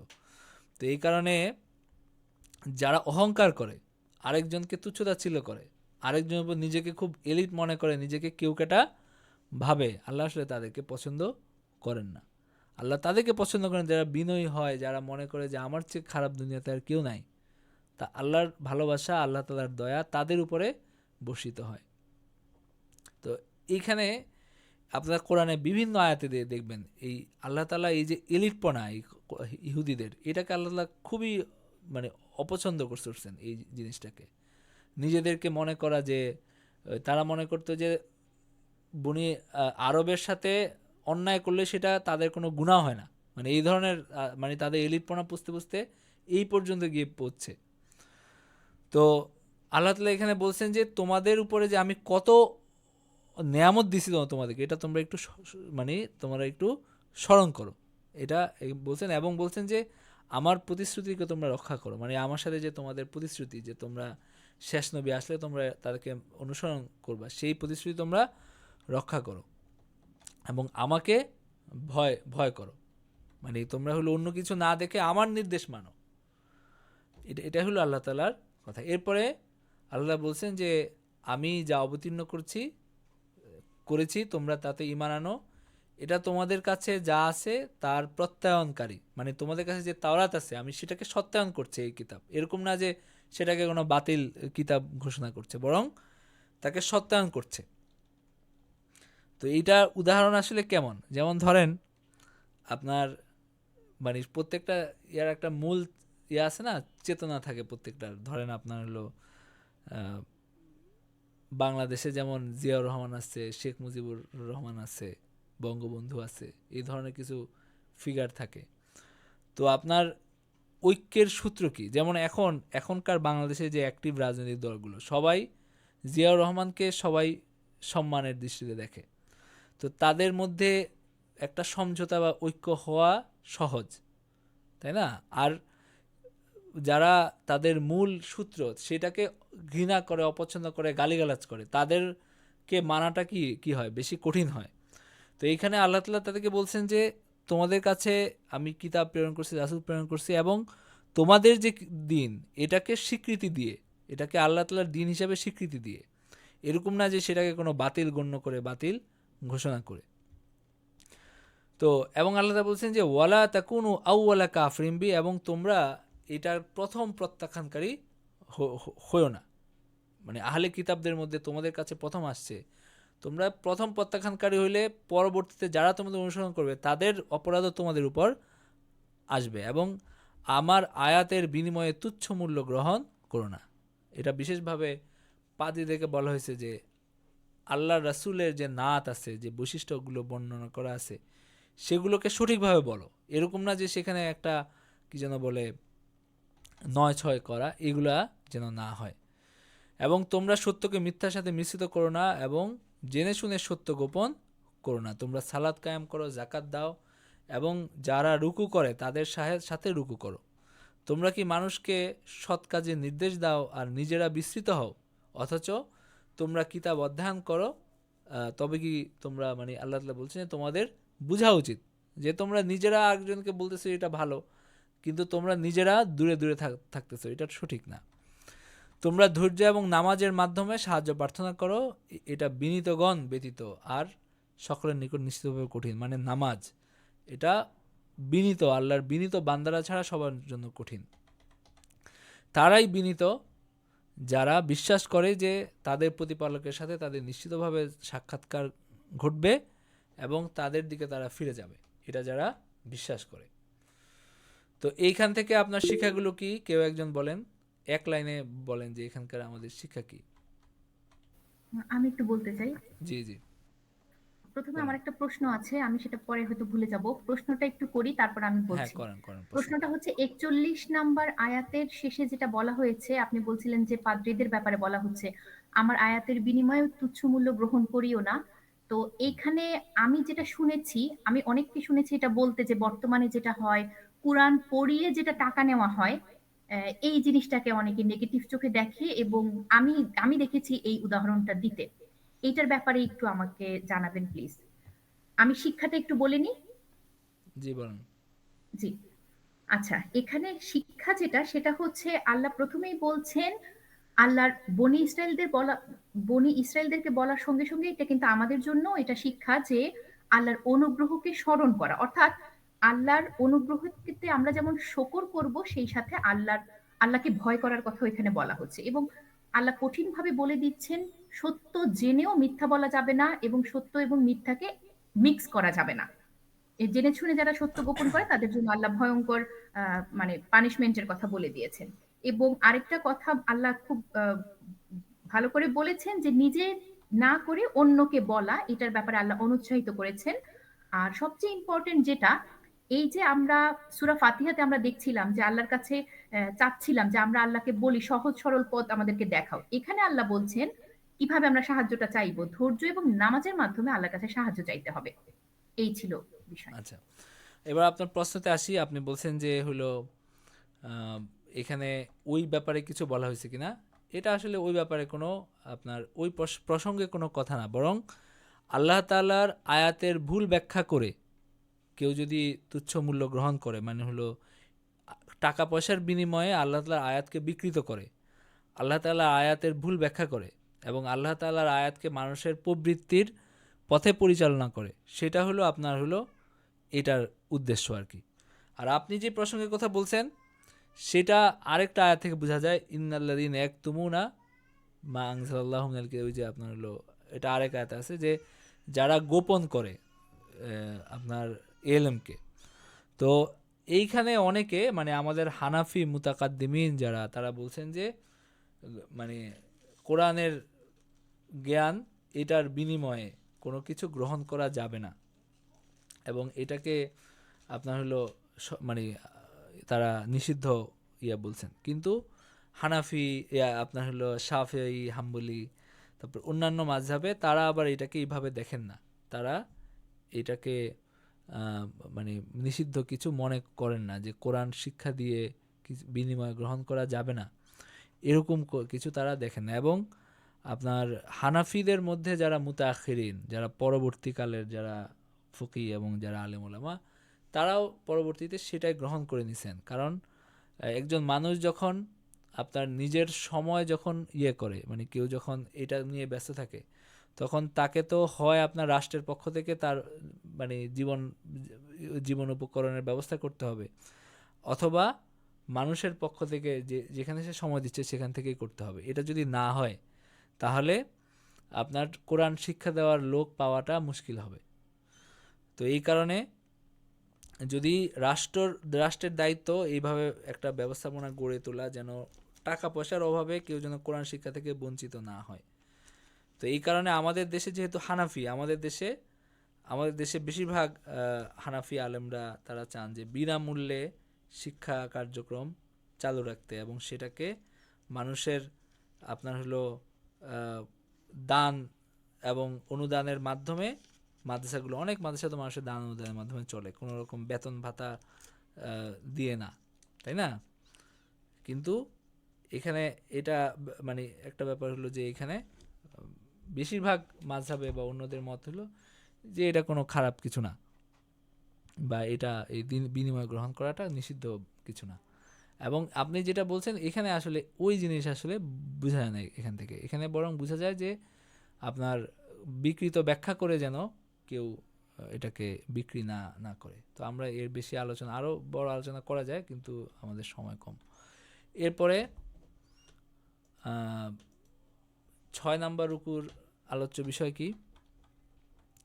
কিয়ামতের দিন অপরাধীরা কোনোভাবেই নিষ্কৃতি পাবে না। ফেরাউনের নির্যাতন থেকে বনি ইসরায়েলের মুক্তি, বাছুর পূজার মাধ্যমে বনি ইসরায়েলের পাপ, অপরাধীদের হত্যার মাধ্যমে তওবা, এই বিষয়গুলো এখানে আসছে। মানে ফেরাউনের নির্যাতন থেকে মানে বনি ইসরায়েলকে আল্লাহ মনে করিয়ে দিয়েছেন তাদের অবস্থা কি ছিল, আল্লাহ তাআলা কীভাবে তাদের উপর দয়া করছেন, এবং তারা আল্লাহকে সরাসরি দেখতে চেয়েছিল, তাদেরকে মৃত্যু দেওয়া হলো, অতঃপর আল্লাহ তাদের আবার জীবিত করলেন, আসমানি খাদ্য দান করলেন। তো আমরা এবার আরেকটু দ্রুত যাই। এখানে আল্লাহ তাআলা বলছেন, হে বনি ইসরাইল, আমার সেই অনুগ্রহকে স্মরণ করো যে আমি তোমাদেরকে অনুগ্রহ করেছিলাম, তোমাদেরকে শ্রেষ্ঠত্ব দিয়েছিলাম। তোমরা সেই দিনকে ভয় করো যেদিন কেউ কার কোনো কাজে আসবে না, কারো সুপারিশ গ্রহণ করা হবে না, কারো কাছে কোনো বিনিময় গৃহীত হবে না, এবং কাউকে কোনো সাহায্য করা হবে না। মানে কিয়ামতের কথা বলা হচ্ছে। স্মরণ করো যখন ফেরাউনের সম্প্রদায় আমি তোমাদেরকে নিষ্কৃতি দিয়েছিলাম, তারা তোমাদের পুত্রগণকে জবাই করত, মেয়েদেরকে জীবিত রেখে তোমাদেরকে মর্মান্তিক যন্ত্রণা দিত, এবং তোমাদের প্রতিপালকের পক্ষ থেকে এটা ছিল একটা মহা পরীক্ষা। এবং আল্লাহ তাআলা এক পর্যায়ে তাদেরকে মুক্তি দিলেন, সাগরকে দ্বিধাবিভক্ত করলেন, তাদের মানে সাগরকে 2 ভাগ করে মাঝখানে রাস্তা করে তাদেরকে মুক্তি দিলেন যখন ফেরাউন তাদের পিছনে ধাওয়া করলো, এবং ফেরাউনের সম্প্রদায়কে তিনি নিমজ্জিত করলেন। যখন মূসার জন্য 40 রাত আল্লাহ নির্ধারণ করেছিলেন, তার প্রস্থানের পর তোমরা বৎসকে উপাস্যরূপে গ্রহণ করেছিলে, মানে আল্লাহ তাআলা ডেকে নিয়েছিলেন হযরত মূসা আলাইহিস সালামকে তাওরাত দেওয়ার জন্য। তিনি 40 দিনের জন্য তিনি তার সম্প্রদায়কে ছেড়ে তিনি তুর পাহাড়ে গিয়েছিলেন। তো তখন আবার এক ব্যক্তি প্ররোচনায় পড়ে কিছু মানুষ তারা বাছুরের পূজা করছে। তো এরপরে আল্লাহ তাআলা তাদের তওবা কবুল করছেন, তবে যারা অপরাধী তাদের শাস্তিও হয়েছে। তারপর আমি তোমাদেরকে ক্ষমা করেছি যেন তোমরা কৃতজ্ঞতা জ্ঞাপন করো। আর যখন আমি মূসাকে কিতাব এবং ফুরকান দান করেছিলাম যাতে তোমরা হেদায়েত প্রাপ্ত হও, মানে তাদেরকে যে অনুগ্রহ করা হয়েছে কিতাব দিয়ে, সেটা আল্লাহ তাআলা বললেন। এবং মূসা আলাইহিস সালাম যখন ফিরে আসলেন তিনি বললেন যে, হে আমার সম্প্রদায়, তোমরা বাছুরকে উপাস্যরূপে গ্রহণ করে তোমাদের প্রতি নিজেদের উপর ঘোর অত্যাচার করেছো, সুতরাং তোমরা তোমাদের স্রষ্টার পানে ফিরে যাও এবং তোমরা নিজেদেরকে হত্যা করো। মানে সেখানে যারা পূজা করছে তাদেরকে মৃত্যুদণ্ডের শাস্তি দেওয়া হয়েছে, এবং আল্লাহ তাআলার কাছে এটাই শ্রেয়, তিনি তোমাদের প্রতি ক্ষমা পরবশ হবেন এবং অত্যন্ত ক্ষমাশীল এবং পরম, তিনি অত্যন্ত ক্ষমাশীল এবং পরম দয়ালু। তাহলে আল্লাহ তাআলা ক্ষমা করছেন এই লোকগুলাকে, কিন্তু মৃত্যুদণ্ডের শাস্তির মাধ্যমে। তো এত বড় শাস্তি কেন দেওয়া হয়েছে এই প্রশ্ন অনেকের মধ্যে থাকতে পারে, যে ক্ষমা চাইলে তো ক্ষমা করে দেওয়া যায়, কিন্তু ব্যাপার হলো যে আপনি একটা জিনিস মনে রাখবেন যে আল্লাহ তাআলা যত বেশি অনুগ্রহ করেন তত আপনার অপরাধের মাত্রা বাড়তে থাকে। মানে একজন মানুষ যাকে আল্লাহ কিছুই দেন নাই, একদম রাস্তাঘাটে সে থাকে, তার মানে খাবার নাই, তার বাসস্থান নাই, ভালো বাসস্থান নাই, ভালো খাবার নাই, ভালো সুযোগ সুবিধা নাই, তার গুনাহ করা যতটা খারাপ, যাকে আল্লাহ বাসস্থান দিছেন, ভালো রিজিক দিছেন, ভালো উপার্জনের ব্যবস্থা দিছেন, শিক্ষা দীক্ষা দিছেন, তার অপরাধ তার চেয়ে অনেক গুণ বেশি। মানে আপনার একজন মানুষ যার শিক্ষা দীক্ষা নেওয়ার মতো সুযোগ হয় নাই, রাস্তাঘাটে থাকে, সে আল্লাহকে একবার ডাকলে তার মানে যতটুকু হয়ে যায়, কিন্তু আপনাকে আল্লাহ যত বেশি দিচ্ছেন আপনার আল্লাহর দিকে অগ্রসর হইতে হবে তার চেয়ে সেই অনুপাতে বেশি। মানে আমাদের দেশে অনেকে এখন ওই যে গরিবদেরকে মনে করে যে গরিবরা বেশি দিন পালন করবে, আমরা ধনী মানুষ, আমাদের তো এত বেশি পালন করার প্রয়োজন নেই, 2 টাকা সদকা করলে আমাদের তো অনেক কিছু হয়ে যায়, গরিবদের বেশি বেশি করা উচিত, কারণ তারা তো সদকা করতে পারে না। এই ধরনের মানসিকতা যে মানুষের মধ্যে আছে এটা ঠিক না। মূলত আল্লাহ তাআলার অনুগ্রহ অনুযায়ী আল্লাহ তাআলা আনুগত্য চান। এই যে এই লোকগুলাকে আল্লাহ তাআলা এত নিদর্শনের মধ্যে দিয়ে আনছেন, মানে তারা দেখছে কিভাবে সাগর বিভক্ত হয়ে গেছে তাদের জন্য, এবং তারা দেখছে কিভাবে ফেরাউনের পুরা গোটা বাহিনীকে আল্লাহ তাআলা নিমজ্জিত করছে, সবকিছু তাদের সামনে, মানে সবকিছু তাদের সামনে ঘটছে। এরপরে যদি কেউ ঈমান ত্যাগ করে, এরপরে যদি কেউ কুফরি করে, এরপরে যদি কেউ একটা বাছুরের পূজা করে, তাহলে এটা হয়ে যায় অনেক বড় অন্যায় কাজ। এই কারণে ওই যে আল্লাহ তাআলা বলছেন, ওই যে বিভিন্ন আয়াতে দেখবেন যে আল্লাহ তাআলা বলছেন যে আমি কাউকে কোনো জাতিকে নিদর্শন দেই না, আর নিদর্শন দেওয়ার পরে যখন তারা ইয়ে করে, যখন তারা অন্য কিছু করে, তখন আল্লাহ তাদের উপর শাস্তি আসে। যেমন আপনার সালেহ আসলামের সম্প্রদায়, তারা চাইছে একটা নিদর্শন, একটা উটনি, যেটা একটা নির্দিষ্ট ধরনের হবে। তো এতদিন তো আল্লাহ মানে তাদেরকে দাওয়াত দেওয়া হয়েছে, কিন্তু যখনই তার নিদর্শন আসছে, নিদর্শন আসার পরে যারা কুফরি করছে, সাথে সাথে আল্লাহ তাআলার শাস্তি আসছে। তো বিষয়টা হলো এরকম আর কি, যে আল্লাহ তাআলা যখন নিদর্শন দেখান, তো তার মানে হলো কি, তার মানে দায়িত্বটা অনেক বাড়ছে তাদের। তো এই কারণেই তাদের শাস্তিটাও বড় হয়েছে। আর যখন তোমরা বলেছিলে হে মূসা, আমরা আল্লাহকে প্রত্যক্ষভাবে না দেখা পর্যন্ত তোমাকে কখনো বিশ্বাস করব না, তখন তোমরা বজ্রাহত হয়েছিলে। তখন আল্লাহ তাআলা বজ্রাঘাতে তাদের কিছু মানুষকে মৃত্যু দিয়েছিলেন, যারা মূসা আলাইহিস সালামের সাথে গেছিল, ওই তার জাতির কিছু লোক। মূসা আলাইহিস সালাম আল্লাহকে দেখতে চাইছেন, এবং কি ঘটছে আমরা জানি, ওই যে একটা পাহাড় ভস্ম হয়ে গেছে, বা পাহাড়ের উপর আল্লাহ তাআলার তাজাল্লি প্রকাশ পাইছে, এবং মূসা আলাইহিস সালাম বেহুশ হয়ে পড়ছেন। আরেকটা ঘটনা হলো যে এরা বলছে যে আমরা আল্লাহকে দেখতে চাই, তখন এরাও এদের এই অবস্থা হয়েছে, এবং আল্লাহ তাআলা আবার তাদেরকে জীবন দান করছেন। মূসা আলাইহিস সালাম বলছেন যে আল্লাহ, আমি এদেরকে নিয়ে আসছি, এখন যদি সবাই যদি ভাবে মারা যায়, তাহলে আমি আমার জাতির কাছে কি জবাব দিব? তখন আল্লাহ তাআলা আবার তাদেরকে জীবন দান করছেন, এবং আল্লাহ তাআলা মানে বললেন যে যেন তোমরা শুকরিয়া আদায় করো। এবং আল্লাহ তাআলা মেঘ দিয়ে তাদের উপর ছায়া দান করছেন, মান্না সালাওয়াত দিয়েছেন। এটা কবে? এটা হলো আপনার ওই যে এই নীল নদ পার হয়ে আসার পরে তিহ মরুভূমিতে তাদেরকে রাখা হয়েছিল কিছুদিন, সেখানে কিছু ছিল না। আল্লাহ তাআলা তাদেরকে মান্না সালোয়া দিছেন, তাদেরকে ছায়া দিছেন, এবং বলছেন যে তোমরা আহার করো এবং জুলুম যেন না করো। এরপর আল্লাহ তাআলা যখন বলছেন যে তোমরা এই নির্দেশ দিয়েছেন, এই কি যেন বলে, এই জনপদে প্রবেশ করো, সেখানে যেখানে ইচ্ছা সেখানে আহার করো, নতশিরে প্রবেশ করো, ক্ষমা চাই বলো, এবং তোমাদের অপরাধ ক্ষমা করব, এবং সৎকর্মপরায়ণ লোকদের প্রতি আমার দান বৃদ্ধি করব। এটা যখন আল্লাহ বললেন, মানে এটা আবার অন্য প্রসঙ্গে, আগের প্রসঙ্গগুলো পরে এখানে আরেকটা ঘটনার কথা বলা হচ্ছে, যে একটা দীর্ঘদিন তিহে থাকার পরে একটা শহরে আল্লাহ তাআলা তাদেরকে বাসস্থান স্থাপন করার নির্দেশ দিলেন। তিনি বললেন যে তোমরা সেখানে নতশিরে যাও, আল্লাহ তাআলার কাছে ক্ষমা চাও, মানে আল্লাহ তাআলার প্রতি অনুগত থেকে তোমরা সেখানে যাও। কিন্তু তারা যেটা বলল, যে কিছু মানুষ তারা আল্লাহ তাআলার কথাকে বিকৃত করে, ফাবাদদাল্লাযিনা যালামু কাওলান গায়রাল্লাযী ক্বিলা লাহুম, যেই কথা আল্লাহ তাআলা বলতে বলছেন সেই কথা না বলে তারা অন্য কিছু বলছে। এরপরে আল্লাহ তাআলার শাস্তি আসছে তাদের উপরে, এবং এটা হলো ব্যাপার। তো এখানে আমাদের শিক্ষণীয় বিষয় কি? শিক্ষণীয় বিষয় আমরা যদি বলি যে আপনার শিরক করা যাবে না, শিরক আল্লাহর কাছে গর্হিত কাজ। এবং আমি যেটা বললাম যে আল্লাহ তাআলা যখন নিদর্শন দেখান, যখন আল্লাহ তাআলা নেয়ামত বৃদ্ধি করে দেন, তখন আমাদের দায়িত্ব বৃদ্ধি পায়। এই বিষয়টা আমরা এখান থেকে বুঝতে পারি। পরের রুকুতে স্মরণ করো যখন মূসা তার সম্প্রদায়ের জন্য পানি প্রার্থনা করলো, আমি বললাম যে তোমার লাঠি দিয়ে পাথরে আঘাত করো, এবং সেখান থেকে ঝর্ণাধারা প্রবাহিত হলো। এটা আল্লাহ তাআলার একটা অনুগ্রহ।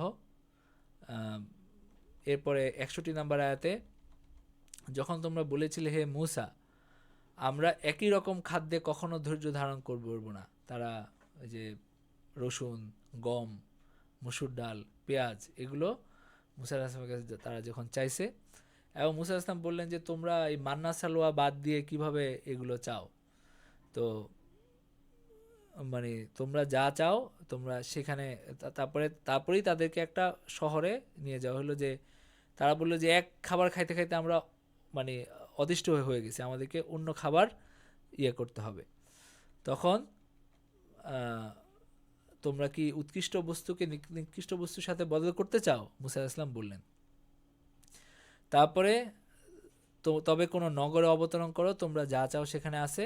তারা লাঞ্ছনা ও দারিদ্র্যগ্রস্ত হলো এবং আল্লাহর ক্রোধের পাত্র হলো। এটা এই জন্য যে তারা আল্লাহর আয়াতকে অস্বীকার করত এবং নবীদেরকে অন্যায়ভাবে হত্যা করত। অবাধ্যতা এবং সীমা লঙ্ঘন করার জন্যই তাদের এই পরিণতি হয়েছিল। মানে ইহুদি জাতির কথা আল্লাহ তাআলা বললেন যে তারা আল্লাহ তাদেরকে লাঞ্ছিত করছেন, তারা অভিশপ্ত হয়েছে। এটা কেন? কারণ তারা আল্লাহর আয়াতকে অস্বীকার করত, নবীদেরকে অন্যায়ভাবে হত্যা করছে, তারা অনেক নবীদেরকে তারা হত্যা করছে, এবং অবাধ্যতা এবং সীমা লঙ্ঘন। তো আমরা এই রুকু থেকে আমরা শিক্ষা গ্রহণ করতে পারি কি, যে আমরা অবাধ্যতা এবং সীমা লঙ্ঘন যেন আমরা না করি। আল্লাহ তাআলার অবাধ্যতা এবং সীমা লঙ্ঘন যেন না করে। এবং আল্লাহ তাআলা যদি কোনো রিজিক দেন, মানে কোনো রিজিক আল্লাহ তাআলা দিচ্ছেন, সেখানে সেটাকে মানে মুখ ফিরিয়ে নেওয়াটা এটা ঠিক না। এই যে তাদেরকে মান্নাসালা দেওয়া হতেছিল, তারা সেটা মানে এটা তাদের মানে ভালো লাগে আগে না। তো ভালো লাগে না এই যে জিনিস আল্লাহর নেয়ামতের নাশুকরি করা, এটা ভালো জিনিস না। তো এই কারণে আল্লাহ তাআলা কোনো নেয়ামতকে নাশুকরি করা উচিত না। আল্লাহ তাআলা যখন সন্তান দেন, যখন আল্লাহ খাবার দেন, যখন আল্লাহ পানীয় দেন, কোনো কিছুকেই আপনার হইলো আপনার কি যেন বলে, আপনি অন্য কিছু গ্রহণ করেন, সেটা অন্য বিষয়। কিন্তু আল্লাহ তাআলা কোনো নেয়ামতকে না মানে করা, তুচ্ছতাচ্ছিল্য করা, নাশুকরি করা, এটা উচিত না। এই শিক্ষাটাও আমরা এখান থেকে পাই। 8 নম্বর রুকুতে আল্লাহ তাআলা বলেন, নিশ্চয়ই যারা ঈমান এনেছে, যারা ইহুদি হয়েছে, খ্রিস্টান হয়েছে, সাবে হয়েছে, তারা আল্লাহ ও আখিরাতে ঈমান আনে, সৎ কাজ করে, তাদের জন্য পুরস্কার আছে তাদের প্রতিপালকের নিকট। তাদের জন্য পুরস্কার আছে, তাদের কোনো ভয় নেই এবং তারা দুঃখিত হবে না। এটা কাদের জন্য বলা হচ্ছে? যারা ইসলাম আসার আগ পর্যন্ত। কারণ ইসলাম আসার পরে সব ধর্ম বাতিল হয়ে ইসলামই একমাত্র সত্য ধর্ম। ইন্নাদ-দীনা ইনদাল্লাহিল ইসলাম। কিন্তু এর আগ পর্যন্ত আপনার হলো যারা ঈমান আনছে, যারা ইহুদি হয়েছে, যারা খ্রিস্টান এবং সাহাবে হয়েছে, তারা আল্লাহ এবং আখিরাতে ঈমান আনে এবং সৎ কাজ করে, তাদের জন্য পুরস্কার আছে, তাদের প্রতিপালকের নিকট তাদের কোনো ভয় নাই এবং তারা আপনার হলো কি যেন বলে, দুঃখিত হবে না। এটা কত নাম্বার আয়াত? 62 নাম্বার আয়াত।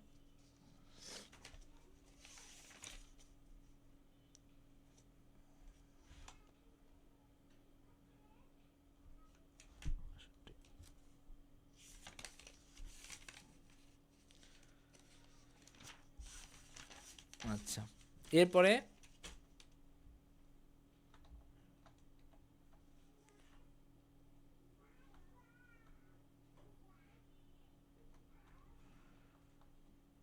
হলো, স্মরণ করো যখন তোমাদের অঙ্গীকার আমি নিয়েছিলাম এবং তুরকে তোমাদের ঊর্ধ্বে উত্তোলন করেছিলাম। মানে ইহুদিদেরকে বলা হচ্ছে যে তুর পাহাড়কে উপরে তুলে ধরা হয়েছিল এবং আমি বলেছিলাম যে আমি যা দিলাম দৃঢ়তার সাথে গ্রহণ করো।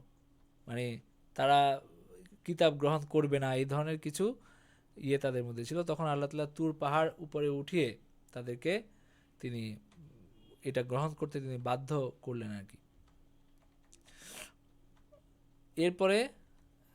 এরপরেও যখন তোমরা মুখ ফিরালে, আল্লাহ অনুগ্রহ এবং অনুকম্পা তোমাদের প্রতি না থাকলে তোমরা অবশ্যই ক্ষতিগ্রস্ত হতে। এরপরেও তারা বাড়াবাড়ি করছে, কিন্তু আল্লাহ তাআলা অনেকবার তাদের উপর দয়া করছেন। ইহুদি জাতিকে আল্লাহ তাআলা স্মরণ করিয়ে দিচ্ছেন যে কতবার তিনি তাদের উপর দয়া করছেন। যেমন এই শনিবার সম্পর্কে সীমালঙ্ঘন করেছিল ইহুদিদের কিছু মানুষ, তাদেরকে আল্লাহ তাআলা মানে বানরে পরিণত করছিলেন। এই ইহুদিদের একটা কিছু মানুষ যারা শনিবারের সীমালঙ্ঘনটা কি, সেটা হলো হযরত দাউদ আলাইহিস সালাম শনিবারটা ছিল শিকার নিষিদ্ধ। হযরত দাউদ আলাইহিস সালাম জাবুর পাঠ করতেন এবং আপনার হলো মাছরা আসতো তার শোনার জন্য। তো তারা যেটা করছে, তারা বাদ দিয়ে রাখছে, মানে শনিবারে শিকার করে নাই, শিকার নিষিদ্ধ, কিন্তু তারা ওই যে নদীতে বাদ দিয়ে রাখছে এবং পরবর্তীতে এই মাছগুলোকে শিকার করছে, মানে হিলা বাহানা করছে। তো এইটার শাস্তি, খুব কঠিন শাস্তি তাদের উপরে আসছে। মানে এই হিলা বাহানার কঠিন পরিণতি তাদেরকে ভোগ করতে হয়েছে। এখানে কি লিখছে, তাদের দিনে সপ্তাহের একটি দিন ছিল আল্লাহর ইবাদতের জন্য নির্দিষ্ট, এই দিন দুনিয়ার কাজকর্ম নিষিদ্ধ ছিল, এটার অমান্যকারীদের শাস্তি ছিল মৃত্যুদণ্ড। লোহিত সাগরের উপকূলবর্তী ইলা নামক স্থানের অধিবাসীরা এই দিন মৎস্য শিকার করে আল্লাহর আদেশ লঙ্ঘন করছিল, তাদেরকে আল্লাহ তাআলা শাস্তি দিছিলেন। তো আল্লাহ তাআলা কঠিন শাস্তি দিছিলেন এই লোকদেরকে যারা এই ধরনের সীমা লঙ্ঘন করছে। আমি ইহা তাহাদের সমসাময়িক ও পরবর্তীগণের শিক্ষা গ্রহণের জন্য দৃষ্টান্ত এবং মুত্তাকিদের জন্য উপদেশ স্বরূপ আমি এটা করছি। স্মরণ করো যখন মূসা নিজের সম্প্রদায়কে বলেছিলেন যে তোমরা একটা গরু জবাই করার আদেশ দিয়েছিলেন, তখন তারা বলছে তুমি কি আমাদের সাথে ঠাট্টা করো? মূসা আলাইহিস সালাম বললেন যে আমি আল্লাহর আদেশ নিয়ে আমি কেন ঠাট্টা করবো। এখানে বিষয়টা হলো যে একজন মানুষ নিহত হয়েছিল, মানে একজন মানুষকে হত্যা করছিল একদল মানে আরেকজন। তো সেখানে হত্যাকারীকে এটা নির্ধারণ করার জন্য একটা গরু জবাই করতে বলা হয়েছে। তখন এইটা তারা বলল যে আমাদের জন্য স্পষ্টভাবে বলেন যে কিরকম গরু জবাই করতে হবে। তখন আর মানে বলা হলো যে বৃদ্ধ না অল্প বয়স্ক না মধ্যবয়সী। তো তারা আবার বলল যে আপনার এটা রং কি হবে, তখন আবার বলে দেওয়া হলো যে উজ্জ্বল গাঢ় রং। তারা বলল যে আমাদের জন্য স্পষ্টভাবে জানাইতে বলো যে এটা কোনটা। তখন আবার বলা হলো যে এটা চাষ এবং খেতে ব্যবহার করা হয় না, হ্যাঁ এরকম। তো তার মানে হলো তারা বারবার কি করছে, তারা খালি বাহানা তালাশ করছে, মানে তারা খালি এটার মধ্যে ইয়া করছে আর কি, ওই নানাভাবে খোঁচাখুচি করছে। এই খোঁচাখুচি করার কারণে এই বিধান তাদের উপর কঠিন হয়েছে। তো এর উপর যে শিক্ষা সেটা কি, সেটা হলো যে খোঁচাখুচি না করে সরলভাবে নেওয়া উচিত, দিনকে সরলভাবে গ্রহণ করা উচিত, দিনের সাথে কুস্তাকুস্তি করা উচিত না। এই যে নবীজি বলছেন যে তুমি যদি দিনকে নিয়ে কুস্তাকুস্তি মানে দিনের সাথে তুমি লড়াই করতে যাও, লড়াই করাটা কেমন, মানে আমি একেবারে সবচেয়ে মানে কঠিনভাবে দিন পালন করব, এরকম যদি করতে যাও তাহলে দিন তুমি ক্লান্ত হয়ে যাবা, হাদিসে এটা আছে। তো তার মানে হলো আল্লাহ তাআলা নির্দেশ দিয়েছেন সেটাকে সরলভাবে নেওয়া উচিত, এটাকে খোঁচাখুচি করা উচিত না। তারা এই খোঁচাখুচি করছে এবং তাদের উপর দিন কঠিন হয়েছে। খোঁচাখুচি করলে কি হয়, দিন কঠিন হয়। আর আরেকটা বিষয় এখানে সেটা হলো যে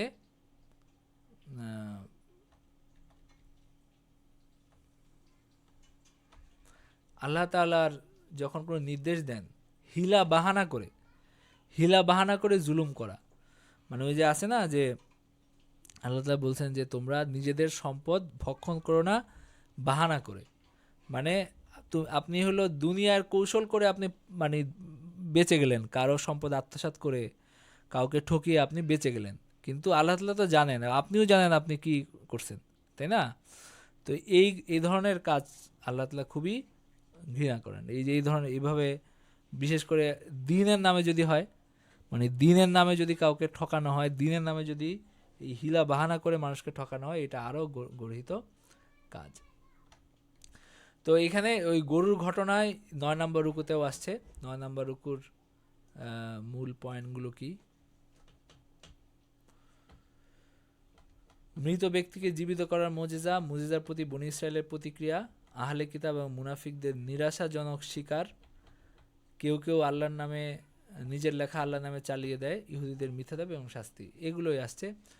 তো একজন মানুষকে তারা হত্যা করছিল এবং একে অপরকে দোষারোপ করছিল আর কি।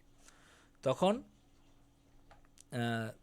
আল্লাহ তারা যেটা গোপন করছিল আল্লাহ সেটা প্রকাশ্য করার ইচ্ছা করলেন, তিনি হত্যাকারীকে মানে চিহ্নিত করার ইচ্ছা করলেন এবং এই গরুটা জবাই করতে বললেন এবং তিনি বললেন যে এটার একটা অংশ দিয়ে তাকে আঘাত করো। এইভাবে আল্লাহ মৃতকে জীবিত করেন এবং তার নিদর্শন তোমাদেরকে দেখাইয়া থাকেন যাতে তোমরা অনুধাবন করতে পারো। মানে এই গরুর বদলায় ওই লোকটা কিছুক্ষণের জন্য জীবিত হয়ে বলে দিছে যে কে তাকে হত্যা করছে। তো এইটা তো আল্লাহ তাআলা আপনার একটা গরু কোরবানি করা ছাড়াও করতে পারতেন, কিন্তু এটা কি হয়, আল্লাহ তাআলা সুন্নাহর খেলাফ হয়। মানে একজন মানুষ মারা যাওয়ার পরে আল্লাহ তাআলার স্বাভাবিক নিয়ম কি যে তোমরা নিজেরা খুঁজে বের করে যে তার হত্যাকারীকে। যেহেতু আল্লাহ তাআলা তাকে জীবিত করবেন, তাদেরকে কিছু মানে প্রক্রিয়ার মধ্য দিয়ে তিনি এই কাজটা করছেন, কারণ এটা কোনো স্বাভাবিক ব্যাপার না যে আপনি একজন মানুষকে জীবিত করে। তো যেহেতু তাদের কাজ ছিল কি, তাদের কাজ ছিল তদন্ত করে এই খুনিকে বের করা, তারা মানে করতে ব্যর্থ হয়েছে। তো তখন আল্লাহ তাআলা চিহ্নিত করে দিবেন, কিন্তু এটার জন্য তাদেরকে কিছু কাজ করায় তারপরে তিনি আল্লাহ এটা করছেন। তো এরপরে যেটা হলো, এরপর আল্লাহ তাআলা বলেন যে এরপর তাদের হৃদয় হয়ে গেল কঠিন, এবং এত কঠিন যে সেখান থেকে এটা পাথরের চেয়েও বেশি কঠিন হয়ে গেল। এই যে বারবার মিথ্যা, বারবার ধোঁকা, আল্লাহর এত নিদর্শন দেখার পরেও অবাধ্যতা, এগুলো করতে করতে করতে করতে নবীদেরকে হত্যা, এগুলো করতে করতে তাদের অন্তর হয়ে গেল কঠিন। এবং পাথর থেকে আল্লাহ বলছেন নদী নালা প্রবাহিত হয়, পাথর বিদীর্ণ হয়, পাথর থেকে পানি বের হয়, পাথর আল্লাহর ভয়ে ধসে পড়ে। কিন্তু মানে তাদের অন্তরে কোনো ভাবাবেগ, অনেক মানুষের অন্তরে এরকম আছে, আপনারা দেখবেন যে কিছুতেই তার অন্তরে কোনো মানে ভালো কিছু আসে না।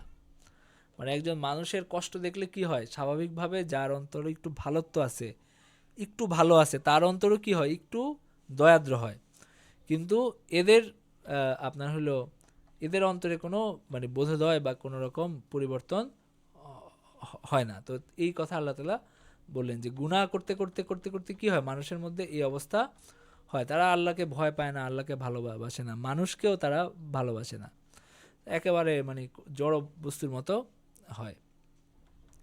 তোমরা কি আশা করো যে তারা তোমাদের কথা ঈমান আনবে যখন তাদের একদল আল্লাহর বাণী শ্রবণ করে, এরপর তারা হৃদয়ঙ্গম করার পরও বিকৃত করে, অথচ তারা জানে। তো এই যে তাদের যে ঈমান না আনার কারণ কি, ইহুদিদের ঈমান না আনার কারণ কি, সেটা আল্লাহ তাআলা বললেন। একটা হলো যে কঠিন হয়ে গেছে অন্তর গুনাহ করতে করতে। আবার আরেকটা কথা বললেন যে তারা কিতাব বিকৃত করে, মানে তারা নিজেরা বুঝতে পারে যে এখানে আল্লাহ তাআলা কি বলছেন, সেটা বুঝার পরেও নিজেদের স্বার্থে ওই যে তুচ্ছ মূল্যের বিনিময়ে, অথবা মানে নিজের এই বলে এগুলো সাম্রাজ্য টিকায় রাখার জন্য, এই যে তাদেরকে সবাই সম্মান করে, তারা ধর্মগুরু, তাদের একটা ভক্ত শ্রেণী আছে, এই সব কিছু টিকায় রাখার জন্য তারা হলো মিথ্যা কথা বলে।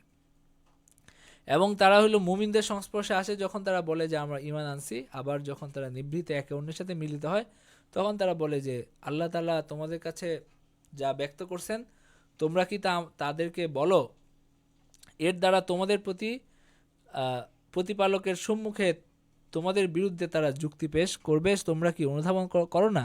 তার মানে হলো ওই যে মুনাফিকদের মতো, তারা মুমিনদের কাছে এসে তারা বলতো যে আমরা ঈমান আনছি, তোমাদের ধর্ম সত্য, আমাদের কাছে তোমাদের নবীর ইয়াতে এটা আছে।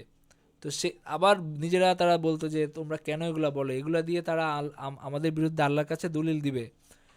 মানে এই ধরনের একটা মানে ভণ্ডামি এবং এই ধরনের একটা কপটতা তাদের মধ্যে চলতো। তো তারা কি জানে না যে যা তারা গোপন রাখে কিংবা ঘোষণা করে নিশ্চিতভাবে আল্লাহ তাআলা সেটা জানেন। তো এটা তাদের বোঝা উচিত। এবং তাদের মধ্যে কিছু মানুষ নিরক্ষর, তারা মিথ্যা আশা ব্যতীত তাদের কোনো জ্ঞান নাই, তারা শুধু অমূলক ধারণা পোষণ করে, তারা শুধু তাদের মধ্যে কিছু মানুষ, যেমন আমাদের মধ্যে অনেক মানুষ আছে যারা কোরআন পড়তে পারে না, তাদের মধ্যে এরকম ছিল যারা কোরআন পড়তে পারে না, তারা ওই যে গুরুদের যেটা বুঝাইছে ওটাই তারা বুঝতো, মানে ভুল ভাল বুঝাইছে ওটাই তারা বুঝতো। এবং এটা এই আর কি। তা আমাদের মধ্যে এরকম অনেক ব্যাপার আমাদের মধ্যে ঘটে। সুতরাং দুর্ভোগ তাদের জন্য যারা নিজ হাতে কিতাব রচনা করে এবং তা তুচ্ছ মূল্য প্রাপ্তির জন্য বলে যে এটা আল্লাহর কাছ থেকে আসছে। তাদের হাত যারা রচনা করেছে তার জন্য শাস্তি তাদের, এবং যা তারা উপার্জন করেছে সেটার জন্য শাস্তি। মানে তারা যে এই অকাজ তারা করছে, এই গর্হিত অন্যায় কাজ করছে, কিতাব লেখছে নিজের মাধ্যমে, নিজেরা কিতাব রচনা করছে, নিজেদের কথা আল্লাহর নামে করছে। আমাদের আলেমদের মধ্যে এই ব্যাপারগুলো আছে, মানে যারা কোরআন ব্যাখ্যা করছে, এটা বলার কিছু নাই, অনেকের মধ্যে এই বিষয়গুলো থাকে। একটা ভালো কাজ তারা করাইতে চায় মানুষকে দিয়ে, সেই কাজটা তো আপনার ভালো মনে হয়েছে আপনি নিজের মুখে বলেন, কিন্তু সেটাকে আল্লাহর নামে চালায়, এটা তো ঠিক না। আপনার হলো আল্লাহ যতটুকু বলছেন সেইটুক বলা উচিত, যেটুকু আল্লাহ তাআলা বলছেন। আপনি যখন নিজের কথাকে আল্লাহর নামে চালান আল্লাহর কথা বলে, সেটা হয় জুলুম। কারণ আল্লাহ যেটা বলেন নাই, এটা হালাল ওইটা হারাম, আল্লাহ তাআলা বলেন নাই কিন্তু আপনারা বলেন, তো তার মানে এটা কি হয়? এটা জুলুম হয়, আল্লাহ তাআলার উপর মিথ্যা রটনা হয়। এরপরে আহ, তারা এই যে ওই আমি যেটা বলছিলাম না যে এলিট, তারা নিজেদেরকে পবিত্র মনে করতো। তারা বলতো যে কিছুদিন ব্যতীত আমাদেরকে আগুন স্পর্শ করবে না। তো বলো যে তোমরা কি আল্লাহর কাছে হইতে কোনো অঙ্গীকার নিয়েছো? অতএব আল্লাহ তার অঙ্গীকার কখনো ভঙ্গ করেন না, কিংবা আল্লাহ সম্পর্কে এমন কিছু বলছো যা তোমরা মানে তোমাদের জ্ঞান নাই। মানে তারা যে বলতো আমাদেরকে কিছুদিন আমরা ইয়াতে থাকবো, জাহান্নামে থাকবো, এরপরে আমরা জান্নাতে যাব। তো আল্লাহ তাআলা বলছেন যে এটা কি কোনো অঙ্গীকার করছেন আল্লাহ তাআলা? যদি করে থাকেন তাহলে তো অবশ্যই এটা পালন হবে। আর যদি নাকি তোমরা এমন কিছু বলতেছো যেটা তোমরা জানো না, মানে বানানো কথা আর কি, যে আল্লাহ তাআলার একটা বিশেষ বান্দা তারা, তাদেরকে খুব দ্রুতই কিছুদিনের জন্য তাদেরকে জাহান্নামে দেওয়া হবে, এরপরে তাদেরকে মুক্তি দিয়ে জান্নাতে নিয়ে যাওয়া হবে, এরকম একটা বিশ্বাস তাদের ছিল। সেটা আল্লাহ তাআলা খণ্ডন করলেন আর কি। এবং আল্লাহ তাআলা বলছেন যে বালা, অবশ্যই, মানে অবশ্যই তাদের শাস্তি হবে। যারা পাপ কার্য করছে, তাদেরকে পাপ রাশি তাদেরকে পরিবেশন করছে, তারা আগুনের অধিবাসী হবে এবং তারা চিরকাল সেখানে থাকবে। যারা কাফের হবে, মানে একটা হলো যারা অন্যায় কাজ করবে, তারা তো ক্ষণস্থায়ী শাস্তি তাদের হবেই। আর যারা কাফের হবে, এই যে পাপ রাশি তাদেরকে পরিবেষ্টন করে করে ফেলছে, এটা যারা হবে তাদেরকে চিরস্থায়ীভাবে জাহান্নামে থাকতে হবে। আর যারা ঈমান আনে এবং সৎ কাজ করে, তারা জান্নাতবাসী এবং তারা সেখানে স্থায়ী হবে। তো তার মানে কি? তার মানে হলো যে আল্লাহ তাআলা তাদের এই ধারণাটাকে মিথ্যা সাব্যস্ত করলেন, যে এটা আসলে ঠিক না, যে আপনার হলো কিছুদিন জান্নাতে থেকে জাহান্নামে থেকে তোমরা মুক্তি পেয়ে যাবা, এটা ঠিক না। এটা হলো তোমাদের নিজেদের বানানো কথা। বরং যারা খারাপ কাজ করছে তাদেরকে অবশ্যই শাস্তি পেতে হবে। এবং কেউ যদি আহাতাত বিহি খাতি আতু, তার ভুল তাকে ঘিরে ফেলছে, মানে আসে না যে কেউ একটা পাপ কাজ করছে, অনুতাপ হয়েছে, আবার সে ফিরে আসছে। আর কিছু মানুষ থাকে পাপের পর পাপ, পাপের পর পাপ করতে করতে, মানে একটা মনে হয় যে একটা পাপের সমুদ্রে সে হলো মানে একটা নিমজ্জিত হয়ে গেছে। তখন অনেক সময় কি হয়, অনেক সময় তার মৃত্যু সময় আর ঈমান নসিব হয় না, এত বেশি গুনাহ তার, এত বেশি জুলুম, এত বেশি ইয়ে তার মধ্যে থাকে। তো এই রুকু থেকে আমরা শিক্ষাগুলো কি কি পাই? কেউ একজন বলেন। অনেক রাত হয়েছে, এরপরে যদি কারো আপনার হলো এখনো কয়জন আছেন?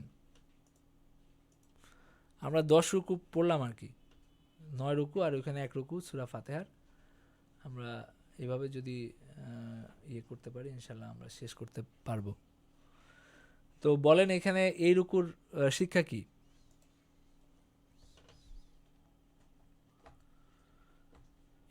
এই রুকুর শিক্ষা হলো আপনার হলো যে মানে অন্তরকে নরম রাখা, আল্লাহ তাআলার নির্দেশের জন্য অন্তরকে নরম রাখা, মানুষের প্রতি দয়া করা, জীবজন্তুর প্রতি দয়া করা, তাহলে কি হয়? অন্তর নরম থাকে। এবং আল্লাহ তাআলার হেদায়েতের জন্য অন্তরকে প্রস্তুত রাখা, এটা আমাদের কাজ। এবং হলো কিতাব, আল্লাহ তাআলা যে কোরআন, এটা নিজে বুঝতে শেখা, নিজে পড়তে শেখা, এবং হলো এটা যেন কেউ অপব্যাখ্যা না করা, আল্লাহ তাআলার কি কালামের অপব্যাখ্যা না করা, এবং এই যে নিজেদের মন গড়া এই সমস্ত ধর্ম কথা না না বলা, এটা এগুলো হলো এখানকার শিক্ষা। তো ঠিক আছে, আমরা আজকের মতো এখানেই শেষ করে দিই। ওয়া আখিরু দাওয়ানা আলহামদুলিল্লাহি রাব্বিল আলামিন। কারো কোনো প্রশ্ন আছে বা কোনো কথা আছে? না। আচ্ছা ঠিক আছে, আমরা শেষ করে দিচ্ছি। ওয়া আখিরু দাওয়ানা আলহামদুলিল্লাহি রাব্বিল আলামিন।